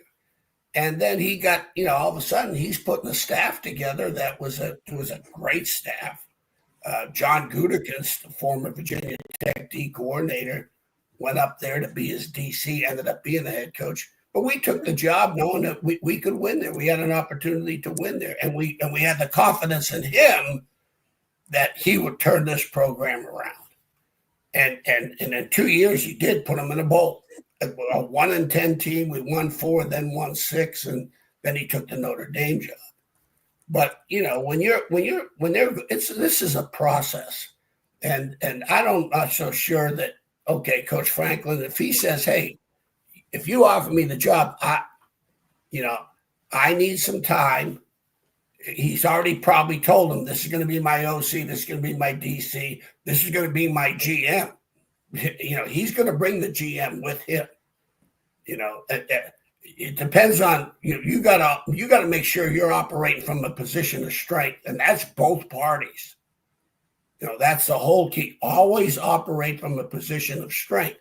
You can't. Example: Tom O'Brien's got the Duke job. He's been offered the Duke job. He was an assistant at Virginia. He tests Duke. He says, "Can I have the same admission scenario we had at Virginia?" They said, "No, I'm not taking this job." Turned it down. He was an assistant for a head job. It's funny when you talk about the AD situation. I'll bring up Tom O'Brien again, because when I was at Boston College, we had the gambling scandal in 96 and got fired. Dan Henning was the head coach, and I was there as an assistant. We had a big gambling scandal, and he got fired. It was a mess. And Tom O'Brien had, he had opportunities. He had SMU, BC. A lot of people were courting him to become their head football coach. And the AD at the time at BC was Chet Gladchuk. And Chet Gladchuk, he may have thought I was not a good football coach. And I can tell you, I don't think he was a good AD. So it's very mutual. It goes hand in hand. Hand in hand, okay. And I have no problems with that. And Tom called me and asked me, he said, Phil, what do you think? Because I just got through coaching. I said, Tom, BC needs you more than you need BC, and I think you would do one heck of a job here. You are what they need, but if that AD is here, do not take this job. Interesting. Interesting enough, and here's how the scenario played out. He's talking to the AD's bringing all these guys in there. He wants them to be their head coach, and the president or whoever, they're not that happy about who he's bringing in. So when Tom O'Brien got in and sat down with the president, old George Welsh guy, Navy guy, former Marine, and a great football coach and a great recruiter. He was. He signs Terry Kirby and Chris Slade from Tidewater at UVA and got all those good Tidewater kids, Ray Savage, on and on and on. Some of our greatest players from Tidewater. And so he had a plan in recruiting and his staff, so forth and so on. So the president, they're sitting there going, what are we talking to all these other people for? The president goes, we got our guy here. And then eventually there was a conversation of, okay, you offer me the job, I'm taking the job, but I ain't working for that AD. And they fired the AD. Interesting. They fired the AD. And that's so, you're talking about, these are my experiences with guys that have called me, asking me about being, jobs and head jobs, especially at Boston College. So, but you got to have the opportunity, what opportunities provide, because he's got to have a plan on winning the ACC championship. Different. It's going to be no different than winning the Big Ten championship, whatever, the SEC championship. Will you check those boxes? This is what I believe. This is my plan. This is my vision. And it is the head coach's vision. It's not the GMs. It's not the ADs. It's not the board of visitors. It's not Bruce Arians, and it's not Bud Foster. Right. Okay. It's Rick Watson. What's your vision? What's your plan? And that's and it's A to Z. Yeah. Okay. It's 26 letters in the alphabet, and each one of what is going to represent a part of my winning plan. Like the S stands for staff, the T stands for the trainer, the small S, the strength coach. Yeah, right. And I really believe priorities in coaching staffs go strength coach, trainer, quarterback coach / OC. I would not have an OC that's not the quarterback coach. I want him up charge of that room because he's also the guy. Your job is to bring in quarterbacks, whether it's portal or high school kids. And what are you seeing on film to evaluate this young man? Okay. And you got to have the evaluation skills to look at that film and break down this kid's talents. Then you got the offensive line coach, then the DB coach. Those guys, the OC, quarterback, O-line, DB, you got to have a skill of evaluating that position. You have to have experience plus the skill to evaluate that position because it's hard to see the DBs on high school film. The portal's a little easier because you got good college film, easy to evaluate. Right. Offensive line, because some of your better offensive lines are guys that haven't played the position. They're former tight ends, big D linemen, guys that can move and go there. Because, don't forget, as an offensive lineman, the last stop is the bus stop. I mean, there is nobody else is going to want you.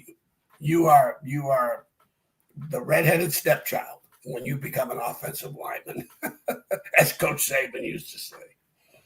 Hey, Coach, we had a question for you. Were you at Boston College when Tim Davis from Pulaski County was there? Yes, I'm sure it was. Yeah, you remember Tim? Yeah. He was the DB for me. Yeah.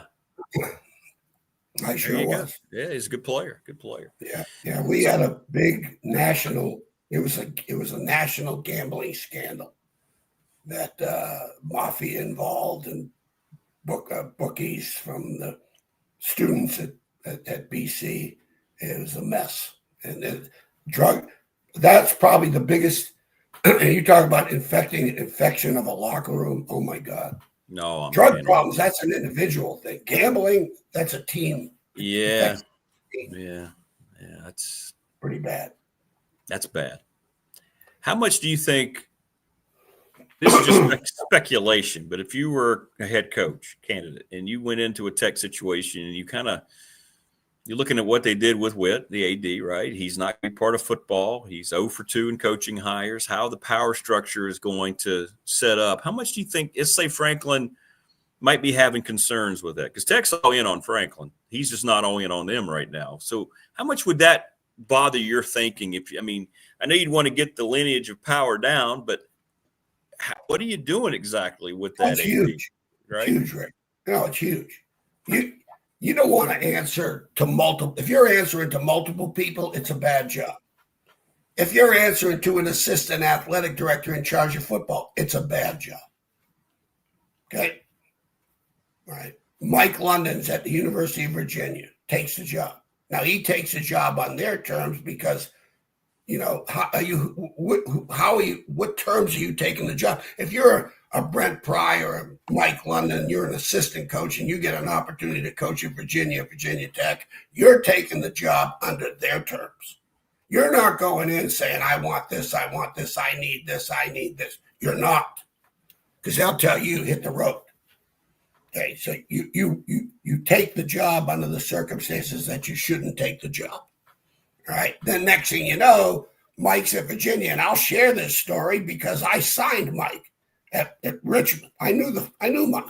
Right. I signed his brother at East Carolina, and I helped Tom O'Brien sign Paul at Virginia. I'm family. And I'm a very honest person in terms of what I see. And, and so when Mike takes that job, he has a pretty couple of first years. Then the assistant athletic director says, you have to fire Jeff Hansen and Jim Reed. I don't know why. I could care less. Those were his two best coaches. Jimmy Reed was a great coach. Jeff Hansen was a great recruiter. Fires those two guys. I told Mike, Once Larry said, "You're next. You're next." You think that's what we're seeing at South Carolina a little bit right We now? gotta It's go. Oh no, two coaches in 2 weekends. I am not a betting man, but I'm throwing. I hope Shane makes it. This is not an opinion, but I will tell you, I'm not a betting man. Once you start firing Brent Pry, once you start firing coordinators, and especially if you're being told to fire them, like Mike had been told, I really believe Shane had been told after a while. He fired the O-line coach. That was probably his decision. This was not his alone decision. I don't care what they say. There's no doubt in my mind. And once that happens, you're next. That's going to happen. I mean, it was interesting. The reason I wanted to ask you that, it was interesting how he was asked directly, "Hey, is this your decision?" And he got all defensive immediately. "Oh, of course, it's 100% my decision. I did this. No way." I'm not a betting man, but I'll throw 100 on it. I'm probably. Yeah. I hope I lose it because you hope it's his decision. But Mike Shula was an analyst for a year before. It's not like he just hired him off the street. See, and said, I know. It's not going to work. Yeah. He'd been an analyst. It's his guy. Hey, staff, players. Those are the 6 reasons why you lose. It's very true. It's very, very true. That was my first conversation at Virginia Tech with Bud and Todd. You ask Todd. I first walked in there, and the staff was the whole key. And I loved Bud when we talked about where we could take the program. And Todd Grantham, to me, was a young rock star. Loved him. And, those guys, I sat in there. First thing I wrote on the board, staff, players. These are the 6 reasons why programs have success and why programs fail. And I put it in that, for the emphasis of not just staff and players. And there was no third reason for me. That was my experience in college football to that point. Well, it makes it more interesting. We keep talking about trying to find head coaches potentially for all these jobs that are open and more that are going to come open. But yeah, what you're saying, how do all these coaches find adequate staffs to fill all those positions? Because there's going to be so many guys, wow, that's a lot of dudes.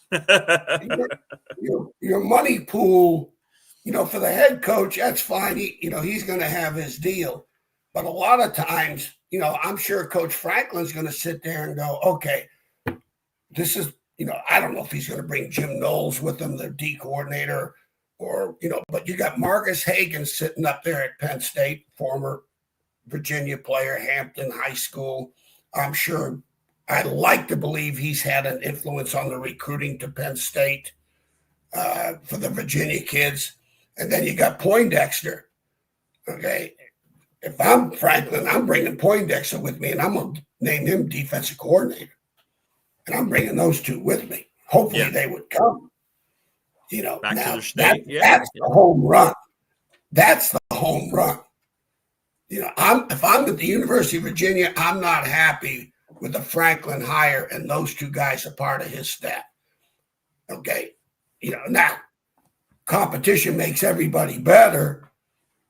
Okay. But boy, because you still have to, you can talk about portal and, I've heard people say, when Brent Pry was hired, he was going to recruit the state of Virginia, but the portal changed everything. That's not true. And I think Todd alluded to the last time you talked to him, and it gave me thoughts. I'm going, boy, he's right. You still have to get your footprint. You win the Super Bowl with you don't win it with free agency. And I think Todd will tell you that in the NFL in his experience. You do it at the draft. And then you get your positions of need and strength from the free agency. But you don't fill your locker room full of free agents. They're free agents for, or portal kids. They're leaving for reasons. Hopefully it's the right ones. But once it goes south, guess what they're thinking about? The next school. The next money is coming in. And Where's it going to come from? At the bank on the phone. Is my check in? And what's my agent telling me who else is going to be available for me? And that's the bad part of the portal.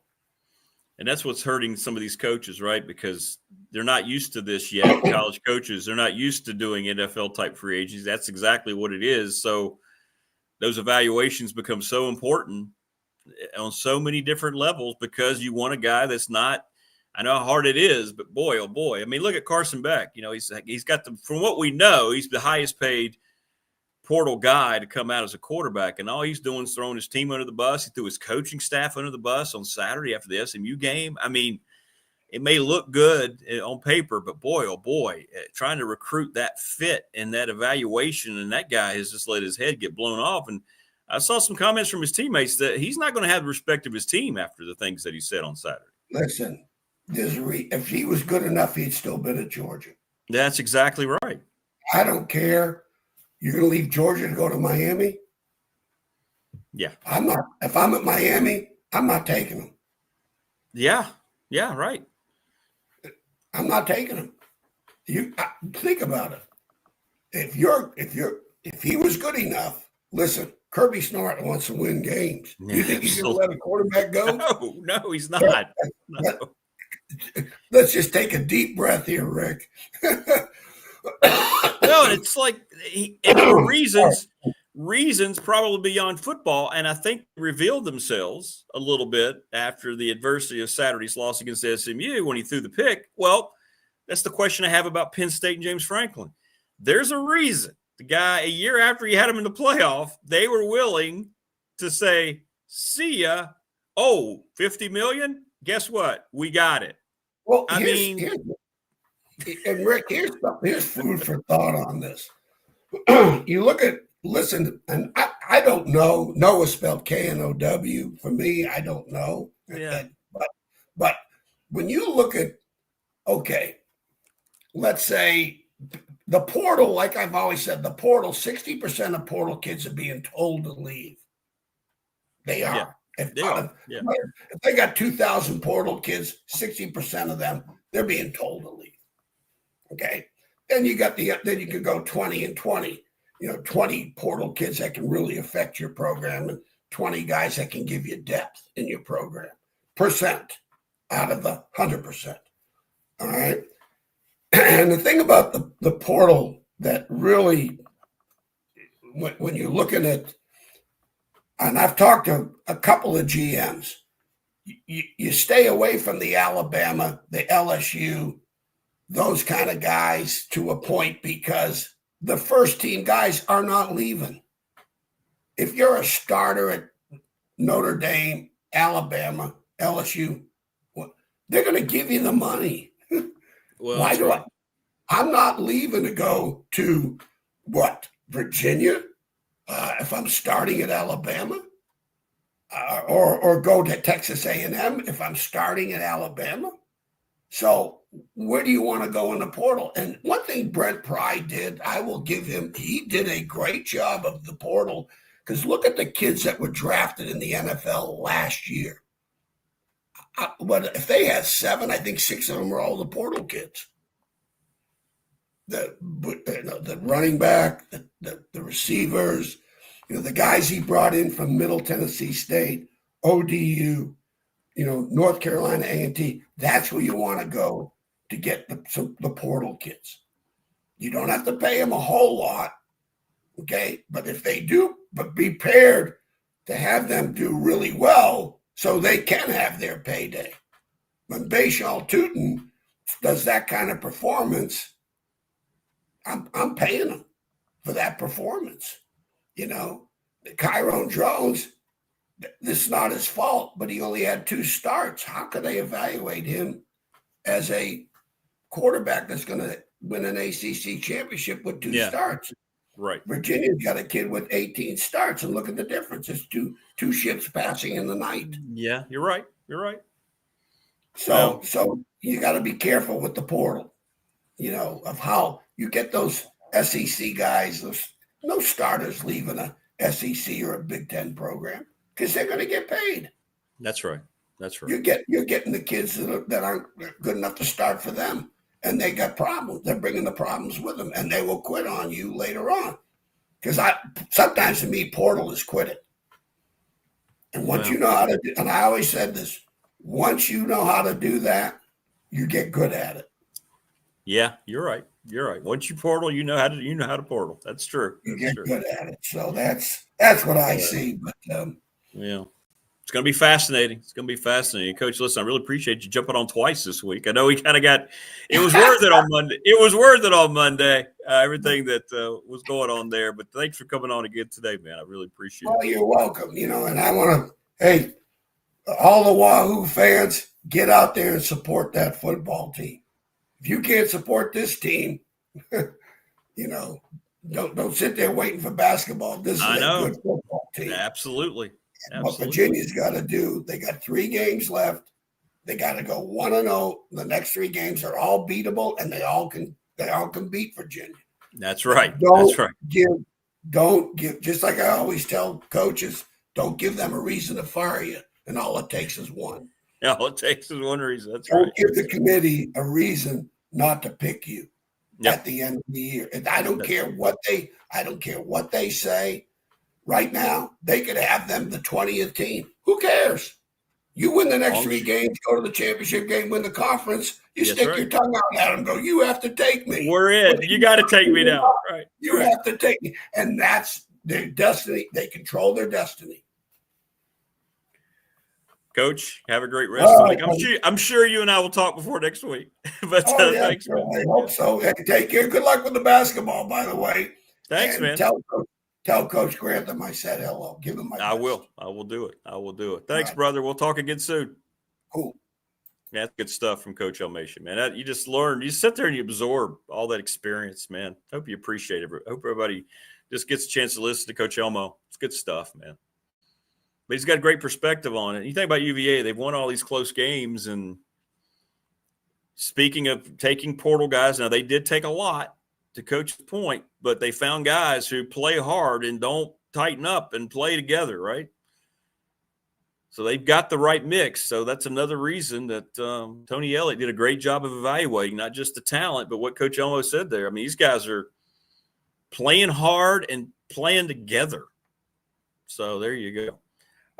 We have breaking news on the program. Virginia Tech head basketball coach Mike Young is going to join us here in about 7 minutes. So that's nice. And then Todd Grantham. So Coach Young's going to jump on here for just a little bit. And when he's ready, we're going to put him on. So there you go. People just want to be part of BDST. I love it. So, yeah, Coach Young's going to join us here in just a little bit. So he's got the link now. So we'll talk about the opening victory and what's going on this weekend. How cool is that? How cool was that? My latest opinion about what's going on with James Franklin. Here you go. There you go. There's I created that, by the way, on my AI. Yeah. See, he's walking away from one place and looking for another. That's my take today, anyway, as we fill out the wins of what's going on over there. But it's fascinating. And you know what? Maybe that's what it was. Maybe Coach just answered that. I've been wondering about this whole James Franklin Penn State separation. It goes beyond, all these games that the big games that he lost, and that was supposedly a big factor, but they just went to the playoff last year. He gave them a reason, didn't he? He said they only needed one. He gave them that reason to eat $50 million. What was it? Well, it had to go beyond that. It had to go beyond the overall thing because he got them to the playoff. They were national contenders a year ago, and they waved bye-bye middle of the year. To me, that just seems abnormal, right? Thanks to Family Fencing, sponsor of our studio here, 540-200-8294. Give Jason Green a call. They're going to work through the winter. That's their phone number. Mark Hunley, McClellan Chiropractic, popping your back, your body into millions of bitter filling places. Go see him right off of Peppers Ferry Road. He got a brand new building. I got to get back over there and hang out with him. But it's good stuff. The Ready Set Fund, ReadySetFund.com. If your school or your team is trying to raise money, go through the Ready Set Fund. They were helping Floyd County High School's girls softball team raise $4,000. Check out their website, learn more about it. Travis Williams, Professional Door Incorporated. Well, he's trying to get people to go work for him right across from New River Community College. Garage doors better than anybody, 38 years in business. They want it to be a career. You will be trained. You will start at $20 an hour. 20. National Bank member FDIC, the exclusive banking partner of BDST here on YouTube. The attorney, Ryan Price, 701 West Main Street in Radford. Trust and estate planning, our BDST fan question of the week. Do you still want James Franklin even if he doesn't want you? What is going on? Journeys with Joe. Good morning. How are you? Little River Heating and Air, 540-553-2971. Give Charles Lee a call. It's cold. Get your heat units straightened up. Save you some money. And we're presented every day by Pulaski County Sports and Entertainment. Congratulations. The next thing they have done is announced yesterday. We had it for you. They are reopening the Pulaski County Motorsports Park, racing, drag racing, all next summer. We talked about the money, the industry, the things that they're doing. And that's the first thing that they've announced here recently. And that's outstanding. We're going to get Jonathan back on and talk more about that, what that means. I know people have missed the track tremendously. That's awesome. Lawson's Mobile Home Supply since 1997, 300 North Franklin Street in Christiansburg, 540-381-8011. And go to Harvey's GM, by the way. Go to Harvey's GM and get your next vehicle at Harvey's. I've bought my last 3 from Harvey's. They are the best. So go do it. Go do it. Montgomery County Chamber is going to have a powerful conversation on how our region's colleges and universities fuel innovation, workforce development, and economic growth across the New River Valley. Member One Credit Union is going to be investing in that program. They're going to have a breakfast, and you can connect with Montgomery County Chamber, montgomerycountychamber.chambermaster.com.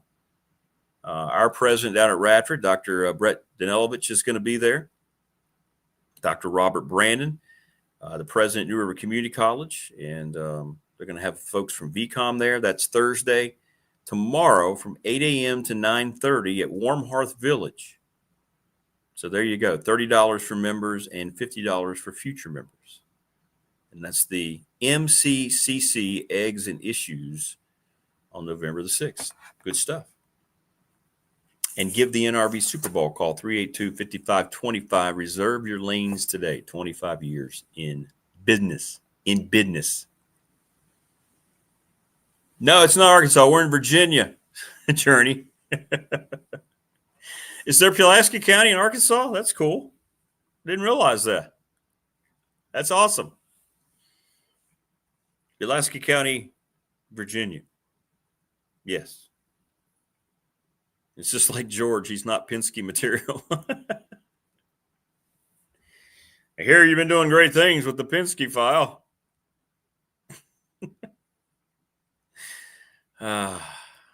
Good stuff. We'll always be able to have references to Seinfeld. If nothing else, we'll always be able to have our Seinfeld references. Mike Young scheduled to join us, the head basketball coach at Virginia Tech, here in just a little bit. And then Todd Grantham, the coach. Get the latest on what's going on, what's he's heard about Virginia Tech, the Auburn situation. You've been watching a lot of football too here, you know. Continuing just learning and absorbing education. Never ends, man. The great John Wooden once says, the lessons you learn after you think you know it all that become the most important. Very profound. A lot of times we think, well, we got everything we need. You never do. You just never do, ever. And that makes it tough. But you have to come to that realization as a person, whether you're younger, whether you're older, whatever it might be, right? Coach Wooden was very, very profound. Very, very profound. All right. Todd Grantham in about 10 minutes or so. And I believe Coach is with us. Joining us now, the head basketball coach of your Virginia Tech Hokies, Mike Young. Coach, how are you? Good morning. I'm good. I hope you're well this morning, Rick. I hope you can hear me. This technology is over my head. Oh, brother, we got you, man. And I appreciate you jumping on, man. We can hear you loud and clear as long as you can hear me. So we're good. We're good. Good. Hey, Coach, let's get your thoughts. Opening the season against CSU. It was a tight game at halftime, but you guys able to spread it out in the second half. What were some of your impressions of your team first time out with all these new guys? Some good, some bad. Rick, we've got a long way to go. Talked to a lot of friends in coaching yesterday. I think a lot of us are in that boat. We're going to make steady improvements as we move along. I've got a good group. I like my team. But we're certainly not in mid-season form, nor are we expected to be in mid-season form right now. But we'll get them there. And that's what November's for, isn't it, Coach? You and I have talked before, and I've talked to coaches. I mean, this thing's such a marathon, November right? can adversely affect March if you're Absolutely. not playing well enough. We got a big game on Saturday against Providence in Connecticut. If I've heard it once, I've heard it 100 times this spring and summer. Games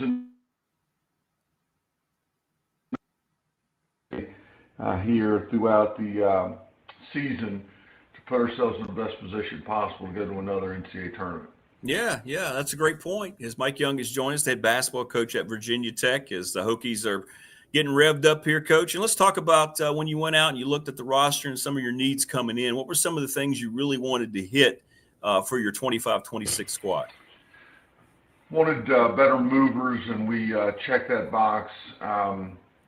Bigger, needed, we need good players, Rick, and we're all saying that.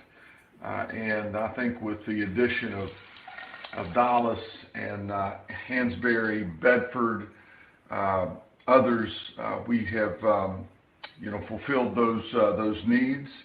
But when you're bringing so many kids in that don't have the familiarity with one another that you're accustomed to throughout your career, that are coming, from class to class, you got to change and adjust and adapt a little bit, and we've done that here. How has that gone for you personally, Coach? Because you've gone through now all these eras of it, and you're seeing this new era of it. How have you, adjusted to that in the way you've gone about piecing together your teams? Well, I don't want to say I was resistant. That would be a poor characterization. Just way different, Rick. But if I know anything about college athletics, you better get your arms around it and figure it out as quick as you can. I think we've done a nice job with that, and really pleased with this year's roster. Look forward to getting into it. Yeah. Well, as you look into it, Coach, and you mentioned coming up this weekend, tell us about this Providence team. What stands out about them so far as you've started to look at them? Well, like everybody else, they've got a bunch of new ones. I think they're probably starting 4 new people.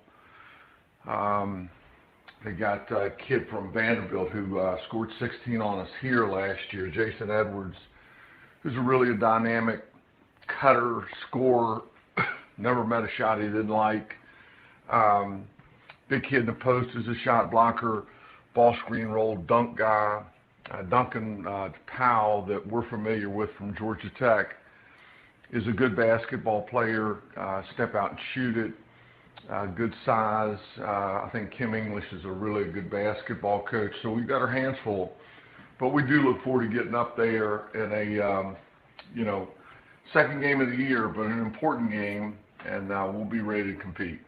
Yeah, and you get them out on the road and traveling and things like that, right? So you got a new group, all these new guys. So it's kind of a nice way to kind of bond a little bit more, isn't it, the first true road trip? Well, we got plenty of those opportunities. It's part of it. We look forward to getting out there. I guess we leave Friday and get to Connecticut. Our last trip to Connecticut in 21 during COVID, while COVID was obviously bad for the world, we did beat Villanova and South Florida up there. So I hope we have the same kind of luck going up there this year that we had back then. But we're different. Providence is different, so it'll be a lot of fun. Coach, a lot of peeps in chat are asking you about Toby Lawal. They're following him and the kind of player that he already is and could be here in 25-26. And can you just talk about him and how important his development is to your squad? Ricky's come on by leaps and bounds. He's rebounded the ball very, very well. He could be as good a defender as I've ever had in my time in coaching. Still, coming together on that end. He's very good. He could be elite and one of those guys that can guard 1 through 5, but his skill level, his basketball IQ, and how he goes about his day-to-day routine has continued to improve. And I'm telling you, Rick, he's one of the finest young men I've ever had the opportunity to coach, and we're happy he's in Blacksburg. Well, it sounds like he's got that natural leadership too, right? To help some of these new guys come in despite their background and so forth, right? To understand exactly what this program's about. He's been around, thankfully, and they like him a lot. He's a great teammate. He's great in the locker room. Certainly has been willing to shoulder more of the leadership responsibilities with this team, and any team needs that from an upperclassman, and Toby's doing a great job for us. Well, Coach, before I let you go, I want to talk to you a little bit about Coach Lindeberg. I had a lot of lunches with your dad and Coach Lindeberg over the years when I was calling Radford basketball games. Of course, we just lost Coach, and I work with Robert, your cousin, and we're very close. And then that family. Can you just talk about growing up around Coach and around that whole environment, and what a huge void this is in our community now that he has passed on? Yeah, he's missed, and I have great memories of my uncle. Of course, my dad, sister Joanne, was married to Norman. Yeah. Rick, I can remember, so many times through the years, I would go into their home. They lived a couple blocks away from me, and Uncle Norman's in there watching film and preparing, his football team through the summer, into the fall, into the winter. Made a real impression on me and how he went about his day-to-day business. I'd give anything to pick up the phone and talk to him today. I'd give anything to pick up the phone and talk to my dad. Yeah. And others that we have lost. They're all missed, but life goes on, and keep on trucking. Yeah, and you carry that with you everywhere, don't you, Coach? I mean, so you're still kind of bringing them back with the way you carry yourself. So that's very important. I think about growing up in that community with so many incredible role models. Those of us that grew up in Radford in that era were incredibly blessed, because I'm telling you, there were so many wonderful adults that the old saying, it takes a village. We had a village, and us that came through that time are the benefactors of that opportunity to grow up in such a fantastic, city. 100%. Well, Coach, listen, thanks so much for jumping on, man. It means a lot. Good to talk to you here on the new format, and maybe we can catch up here again. And best of luck this weekend. Have safe journeys, and bring home a dub, make everybody happy. So. Rick, thanks, buddy. Keep up your good work. I appreciate y'all. See you soon. All right, Coach. Take care, man. Safe travels, brother. Okay, buddy. Bye-bye. Thank you, man. There you go. That's Mike Young, head basketball coach at Virginia Tech. Good stuff. Appreciate that, Coach. Thank you. You get ready to head out to Uncasville, take on Providence. And I like what he said, hey, we need to win these games. He's already thinking about, that's kind of a good sign, Tech fan. He's already thinking about March because he knows he has to win games now in November. All right, we got the coaching. We just rolling with coaches, man. This is great. Coach Elmo, Coach Young, and here's Coach Grantham. What's up, Todd? Good morning, brother. What's up, buddy? How you doing this morning? Doing all right, man. We got all sorts of stuff going on here on the program. So appreciate you again. Not a problem. Look forward to talking to you. All right. Well, I'll tell you what, we got some good stuff here. Let's get right to it. Your opinion, what are you thinking about Blacksburg right now? Because boy, oh boy, people are very concerned. Yeah, I think that you kind of need to pump the brakes a little bit. I think when you look at the Virginia Tech situation, number one, you kind of got to go through it with the idea that, okay, they got a committee, okay, which by the way, if you want to get a laugh on YouTube, there's a Mike Leach YouTube about a committee. that you should go to. It is like the funniest thing. It's kind of like, well, let's put him on the committee. Yeah, I like him. Let's put him. But what about her? I'd like to have her for dinner. And then now that we got our committee, it's like, well, where are we going to meet? Well, I heard there's a nice resort in Arizona, so let's go to Arizona and meet. But anyway, I know they're doing a good job, but Mike Leach has a little YouTube out there on the committee. And anyway, I thought it was really funny. But anyway, at the end of the day, what's happening is there's layers to this hire. So in other words, there's a committee which goes to Witt, which is going to go above him. At some point, someone's got to make a decision. Okay. And I think that because of the lack of success they've had with the last two hires, they've developed this layer. And when you look at the last two hires with Fuentes, he actually came in and won. I mean, he won early in his career. He did. And he was actually the opposite of Coach Beamer, meaning Coach Beamer was more defense, special teams. This guy became young and offensive minded. So that's kind of the route. And he actually won, which means he's a good coach. But at the end of the day, it always gets down to the fit. And when you look at it, his lack of success came from really three things. Number one, COVID, because COVID affected a lot of people a lot of different ways. The next thing is I'm not sure they let him do it his way. Meaning anytime you replace a guy like Frank Beamer, there's things in people that are niched in that this is the way we do it here. Well, there's a lot of different ways to skin a cat. And I don't think those things align with maybe the way as the head coach he wanted to do them. And then the last thing is recruiting. And that was probably the biggest thing to me. I mean, I would remember looking at, like, it used to always be the Roanoke Times top 25 in the state of Virginia, and like who went where. Well, like I could remember for 2 years there wasn't one guy from that list going to Virginia Tech. And matter of fact, I was at Florida, and you always look at the depth chart of the team you're playing, and there was an offensive tackle playing at Vandy from Radford. I'm like, how the hell does a guy from Radford, Virginia, get to Vandy and get out recruited by Virginia Tech? So I actually asked the kid that, like, when I was after the game, I went, "Hey man, you're from Radford." This guy like looked at me like, "Who's this guy?" And anyway, I introduced myself. It was really good. And at the end of the day, he told me, he goes, "They didn't recruit me," which, if you're 6'5" and 300 plus pounds, you got to be recruited. I mean, particularly when you're that far away. So that becomes an issue. So anytime you don't have success with that hire, you kind of bounce back and try to get another hire. So they ended up hiring Brent, who was my GA. Brent's a good coach, good guy. And, the whole philosophy then was home. It was trying to portray it more like Beamer and all of that. But at the end of the day, with that one, it ended up being, when you look at it, first year head coach, first year defensive coordinator, first year offensive coordinator, a lot of new guys on the staff for whatever situation, would it be this is our salary pool or whatever, you had a lot of first-time guys on that staff, which can affect you in one possession games, okay, and close ball games because of your experience. Because when you look at it, like I always go back to Nick and Nick's whole thing, like as coaches, you're kind of like hunters. You know what I'm saying? It's like how many skins or trophies you got on the wall.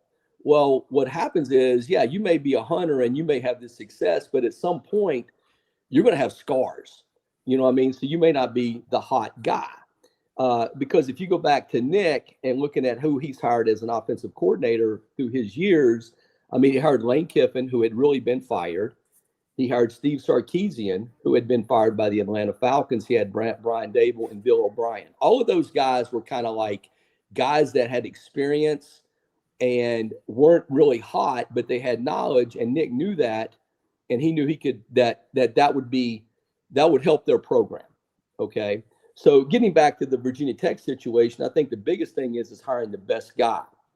And hey, look, it's a good job. And the reason I say pump the brakes is because when you fire a guy as early as they did, sideline reporters, beat writers, they got to write about something. They got to talk about something. So there's no doubt in my mind that they've probably got 4 guys.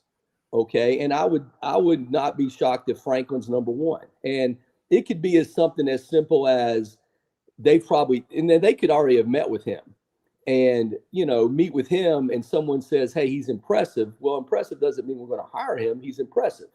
Well, a sideline reporter or somebody hears that. Well, they want to be the first one to get the beat on it. So we're going to say, "Hey, we're hiring him." But at the end of the day, I would think there's probably 4 guys. They've got to wait a couple more weeks to talk to the other people. And I think that they'll have a list of guys that are experienced from Franklin all the way down to like the guy at JMU with Chesney. And I think that'll come from probably the Kurt Signetti success more than his success at JMU. Meaning because he was able to go to Indiana and have that success, I think that is more on the radar than what he's done at JMU, because in reality, the last 3 coaches at JMU have won. I mean, Houston won, then Signetti won, and now this guy's won. So obviously they have a competitive advantage within their conference and everything. So, I hear a lot of things about Jimmy. Jimmy used to represent me at one time. Yeah. Jimmy's a good guy. And Jimmy's a good guy. I actually met Jimmy when I was a GA. We used to go to the convention back in your younger days. And Steve Marshall, who used to coach at Virginia Tech, was at Tennessee. And of course, I'm trying to network, market, meet guys and all that. And I'm at a Hooters, and he says, "Hey, I want you to meet this guy." And he's trying to get into the agent business. I'm like, all right. Well, it was Jimmy Sexton. And he goes, yeah, he's got one player right now he's going to represent, and he's going to build it from there. Well, his player was Reggie White, because he played at Tennessee, and Reggie trusted him. And really, that's how Jimmy got his start. So the whole thing with agents, like Jimmy doesn't control the decision-making people at Virginia Tech. So that's not going to be the case. Now, what Jimmy can do is give intel to James Franklin to say, hey, this is their salaries, this is their budget, these kind of things. This is also this is going to come open, meaning because he has relationship with people, say at Auburn or wherever, he can say, look, this job's going to open after the next bad game. Or, hey, this job's probably going to open in a couple weeks. What do you think? And he can give the intel that way to help his client in Franklin make an educated decision. You know what I'm saying? That he feels is best for him. So I think that at the end of the day, they've probably already talked to Franklin. They like him because of what he's done. But I think that it's going to go a few more weeks, and they're going to talk to somebody else just because of the layers they developed. I mean, to go out and hire, look, you've struck out twice. Okay, so now it's a matter of putting the ball in play. You know what I'm saying? Yeah. And I think that you just got to be patient in the standpoint of what's the best fit. Because at the end of the day, it's not about winning the press conference in a couple weeks. It's about winning next fall. And I think with the layers that they've gotten, developed over there, I think that it's going to be a little bit more time just to, make sure that they're right and everything. So I don't think there's any doubt that probably Franklin's high on their list and he could be number one. I mean, I know that's what people say, but I think that would be the ceiling. And I think they've probably got a few other guys that they're going to talk to at some point around Thanksgiving. And then I think from there, it'll go pretty quick. Yeah, and Franklin may have told Jimmy, maybe what the agent, like you said, is going to work for the client. If he really wanted to be somewhere, the agent's going to try to make sure he makes that work. But maybe Franklin's going, well, okay, you've told me about these other things, so let's just wait a little bit, right? That could be exactly what's going on here. Maybe I would like that situation a little bit better. You never know. And it really can be both sides, meaning like Virginia Tech really likes the guy, but hey, we really not talked to anyone else. So we need to wait to make sure we can talk. And then Franklin on his end maybe is interested in talking to someone else. And what happens in the interviews is, it may not be a fit from the get-go. Like you sit down with the guy and you may be like, you know what, I really don't like this guy. Or he may think, you know what, I don't want to work for this guy. And from there it goes, it just goes away. And there's just so many layers to it that I think there's a little bit more to the process right now than is being known. And I think at the end of the day, they'll get a good coach. They got good guys working the committee. They got a process in place. And at the end of the day, you just need to hire the best guy, and that's going to fit what they want to do. What do you think is going to happen with the Auburn situation? No, their AD very, very well. Yeah. Well, I think that Auburn, of course, John. So it's funny. So Virginia Tech has a committee. Well, John Cohen, he is the committee. He's going to be the guy. I actually interviewed with John when he was the head coach, or he was the AD at Mississippi State for the head coaching job.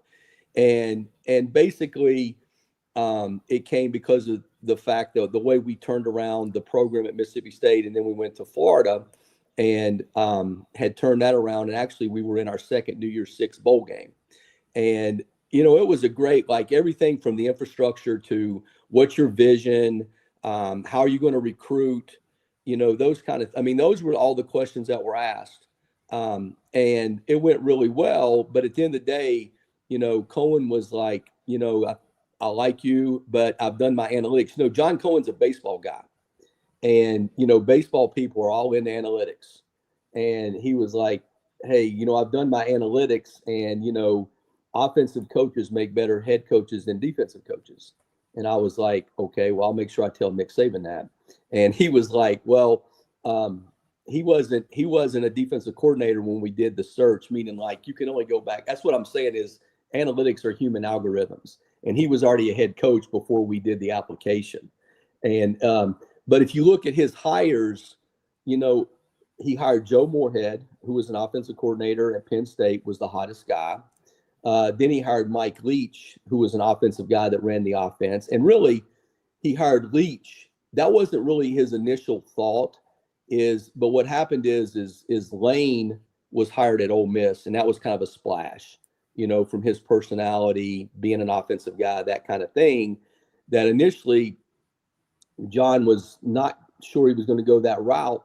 And really the president is the one that said, we need to win the press conference. We need to win. And that's how Leach ended up being the guy. And then if you look at Auburn, he hired Hugh Freeze. So all three of his hires have been offensive background, offensive minded play callers.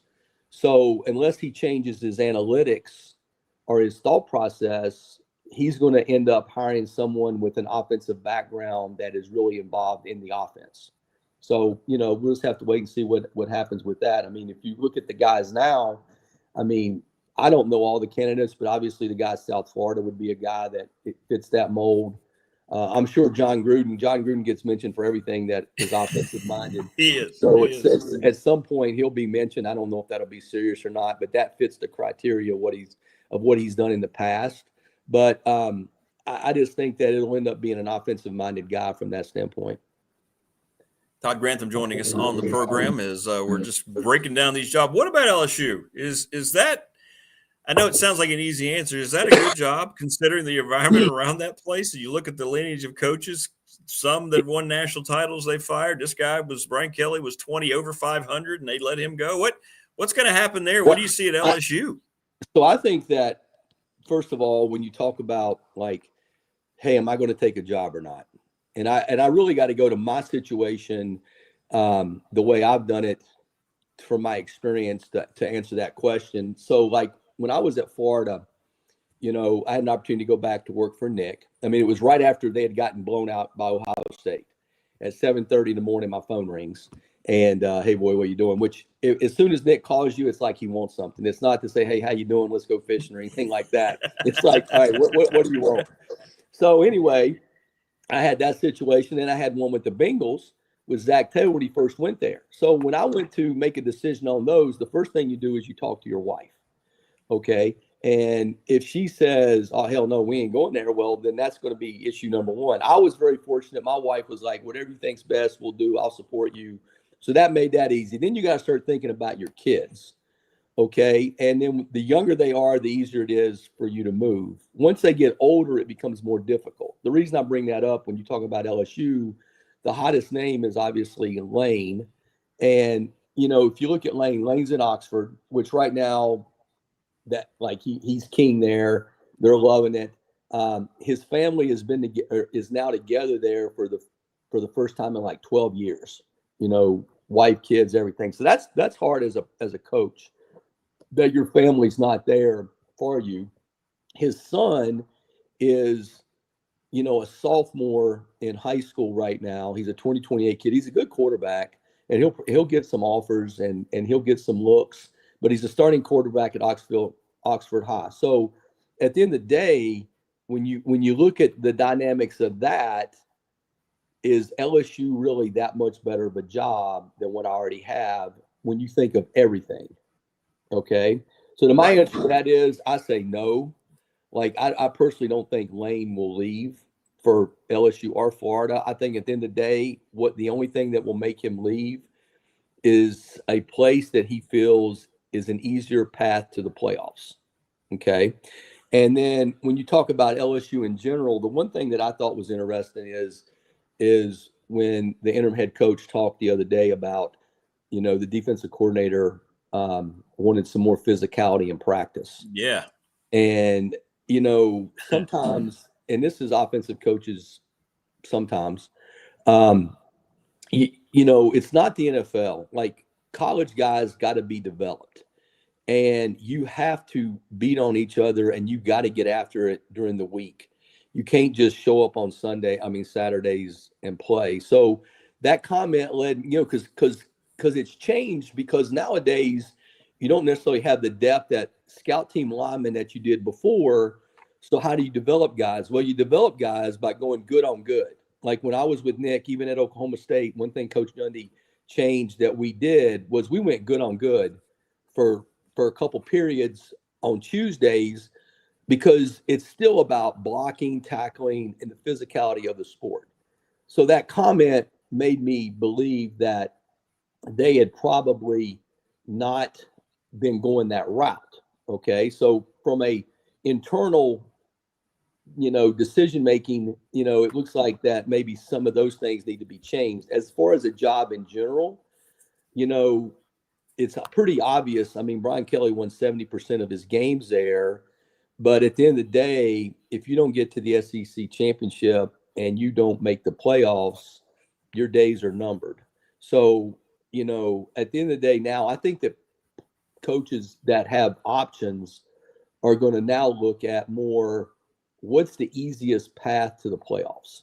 Because at the end of the day, what's going to start happening is you're not going to be evaluated on necessarily your SEC champion or your SEC ACC championships, but more so, did you make the playoffs or not?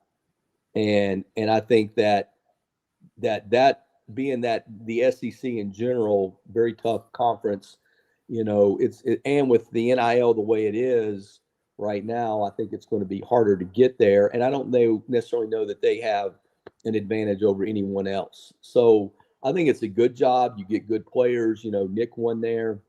I think you can win there. I think you got to have thick skin, because what's going to happen is everybody has an opinion on what you should do. And at the end of the day, you should do what you think is best and go about winning games the way you know how to win games. And I think that the best fit for them would be someone that, can embrace the community, embrace the players. Like I heard a thing about, the alumni the former players were now allowed back in, which to me is kind of an asinine thing to even think. I mean, your players should be allowed back, Always, no matter what, because they help build the identity of the program and the brand. So I think that's a huge mistake right there. So the biggest things that I caught from that interview was, one, the relationship with former players, and two, the physicality of practice to allow you to be. My personal opinion is I think they're going to play well the next little bit, because I think they'll get some juice. And I think they got good players. I think, like I told you before, I mean, they've been playing pretty good defense. It's really been the decision-making of the quarterback.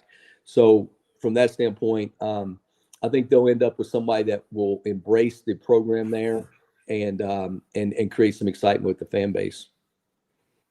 Hey, finally, before we go, let me ask you, you've been watching a lot of football. You making notes and so forth. What are you seeing now? Just kind of sitting back and just watching different stuff about the games and so forth? You know what's interesting is the biggest thing that's changed in college football is the usage of the 2-minute timeout. Now, in college, they call it 2-minute timeout because I guess they don't want to be like the NFL. The NFL calls it a 2-minute warning. Yeah. And actually, when I went to Oklahoma State with Coach Gundy, we ended up having meetings about how to use those timeouts, because it's really an extra timeout. So the biggest things that I see in college football right now is using that timeout to your advantage. Like, for example, like earlier in the year, Sanford was playing Baylor. There's like 2:20 on the clock, and it's counting down right before half. And the shot clock to snap the ball was at like 27 seconds. So they could have easily ran the clock down to 2 minutes and then punted. Well, they ran their punt team out and kicked it with like 2:15. And Baylor got the ball back with like 2:07, so they were able to run a play and get the 2 minute. I'm like, what are you doing? And then like the other one I saw was there was 2 timeouts and there was 2:07 on the clock and they had to get a stop to get the ball back. So I got to get the ball back. I got a 2-minute warning coming up. I got 2 timeouts and I got to kick off because I just scored. Well, kick the ball out of bounds, because if you kick the ball out of bounds, the clock stops. I mean, it never starts. Now they get the ball. Yeah, you got your penalty, but they get the ball at 2:07. Okay. And now I can get the 2-minute warning after first down and use my 2 timeouts for second and third down, and they punt it on fourth down. And I get it. Whereas if you don't do it that way, you lose 40 seconds. Right. So I think, we used to have things like that situationally, like, for example, like 2-minute. Okay. So in 2-minute, first of all, what do they need? Do they need a touchdown? Well, we're going to play that a certain way. Do they need a field goal? Well, if they need a field goal, then you got to know what's the kick line of the kicker, meaning, hey, if he gets to the 40, he's in range. Well, we get to the 45, 47, we got to start playing tighter. If he's got to get to the 30 to get it, well, we can play a little bit different. But you're going to play 2-minute needing a touchdown different than you're going to play 2-minute needing a field goal, just because of the space and the yardage and all that. And we used to have a deal called, like, for example, like when they would go in the huddle, I would say, hey, it's Miller time. I'm showing my age a little bit with that. We'd say Miller time. Well, what does Miller time mean? Well, that means if I get an interception in a 2-minute drive, I'm going down because the game's over. Because one time when the Chargers were playing the Patriots one year, the Chargers were really good, and the Patriots, Brady threw a pick. The Chargers intercepted the ball, was returning it, and fumbled the interception. Well, they got the ball back. They went down, scored, beat them, and went to the Super Bowl. Well, what happens is the most important thing is winning the game. And if I have possession of the ball, you can't win the game. Right. So for example, 2-minute, we'd always say it's Miller time. Well, as soon as I said it was Miller time, the players knew that meant if I get the ball, go down. And that's the way we did that situation. Just like the other day, Tennessee and Oklahoma, Kirk Herbstreit's like, well, go ahead and score. The game's over. Well, that's not really true. They were up, I think it was 2 with 1:46, and Tennessee had 1 timeout. Tennessee should have actually let them score, because the only way I can win the game is to get the ball back. Right. So we actually had a play in that situation. We called it Olay, like when you're doing the bullfighting. This. So we'd have it Olay. I would just make the call and say Olay, and we would let them score. So Tennessee would actually call Olay, let them score. Well, Oklahoma should have actually, you can run the clock down to where they would have had about 6 seconds with the ball on the 1-yard line, and they'd have had to play one play to win the game. Instead, they scored, went down and scored, and you got to defend an onside kick. And I've actually been in that situation. When I was with Indianapolis, we played Kansas City, same situation, up by 9. They go score, and we got to defend an onside kick. My point is if you have the ball, they can't win the game. And, that goes back to, Miami a few years ago had Duke beat, and they ran the ball and they fumbled it. Duke got the ball and went down and scored. So, your decision-making in these one-possession games is really critical. But at the end of the day, how can I possess the ball to end the game? And that's really the most important thing. Well, it's great stuff, man. Just listening to you break it down. I appreciate you, man. Thanks for staying on a little extra, brother. Great stuff. And we'll see what's going on. And if you're free next week, man, I'd love to have you back. We'll get updates on all this stuff. You take care, buddy. All right. Good to see you, Coach. Take care, man. There you go. All right. Bye-bye. Todd Grantham joining us. Well, number 53 for Joel Hicks. He used to beat the hell out of me in practice every day. As a sophomore, Todd Grantham. Great stuff. Man, what a show. My goodness. Kion Brown, Damien Sordelett, Phil Elmassian, Mike Young, and Todd Grantham. I mean, that's pretty high-value entertainment. We ran overtime here today. We went overtime. Great stuff, man. Great information. We'll absorb it all. Come back tomorrow on the Thursday edition. Everybody enjoy the rest of your hump day. Spread the word. Follow, like, and subscribe. Getting close to 700. It's hard to believe, man. We're 20 away from 700. Let's get those subscribers up. We'll see you tomorrow, everybody. Hope your rest of your Thursday goes well. Thanks to all of our great guests, all of our wonderful sponsors. Take care, everybody. We'll talk to you.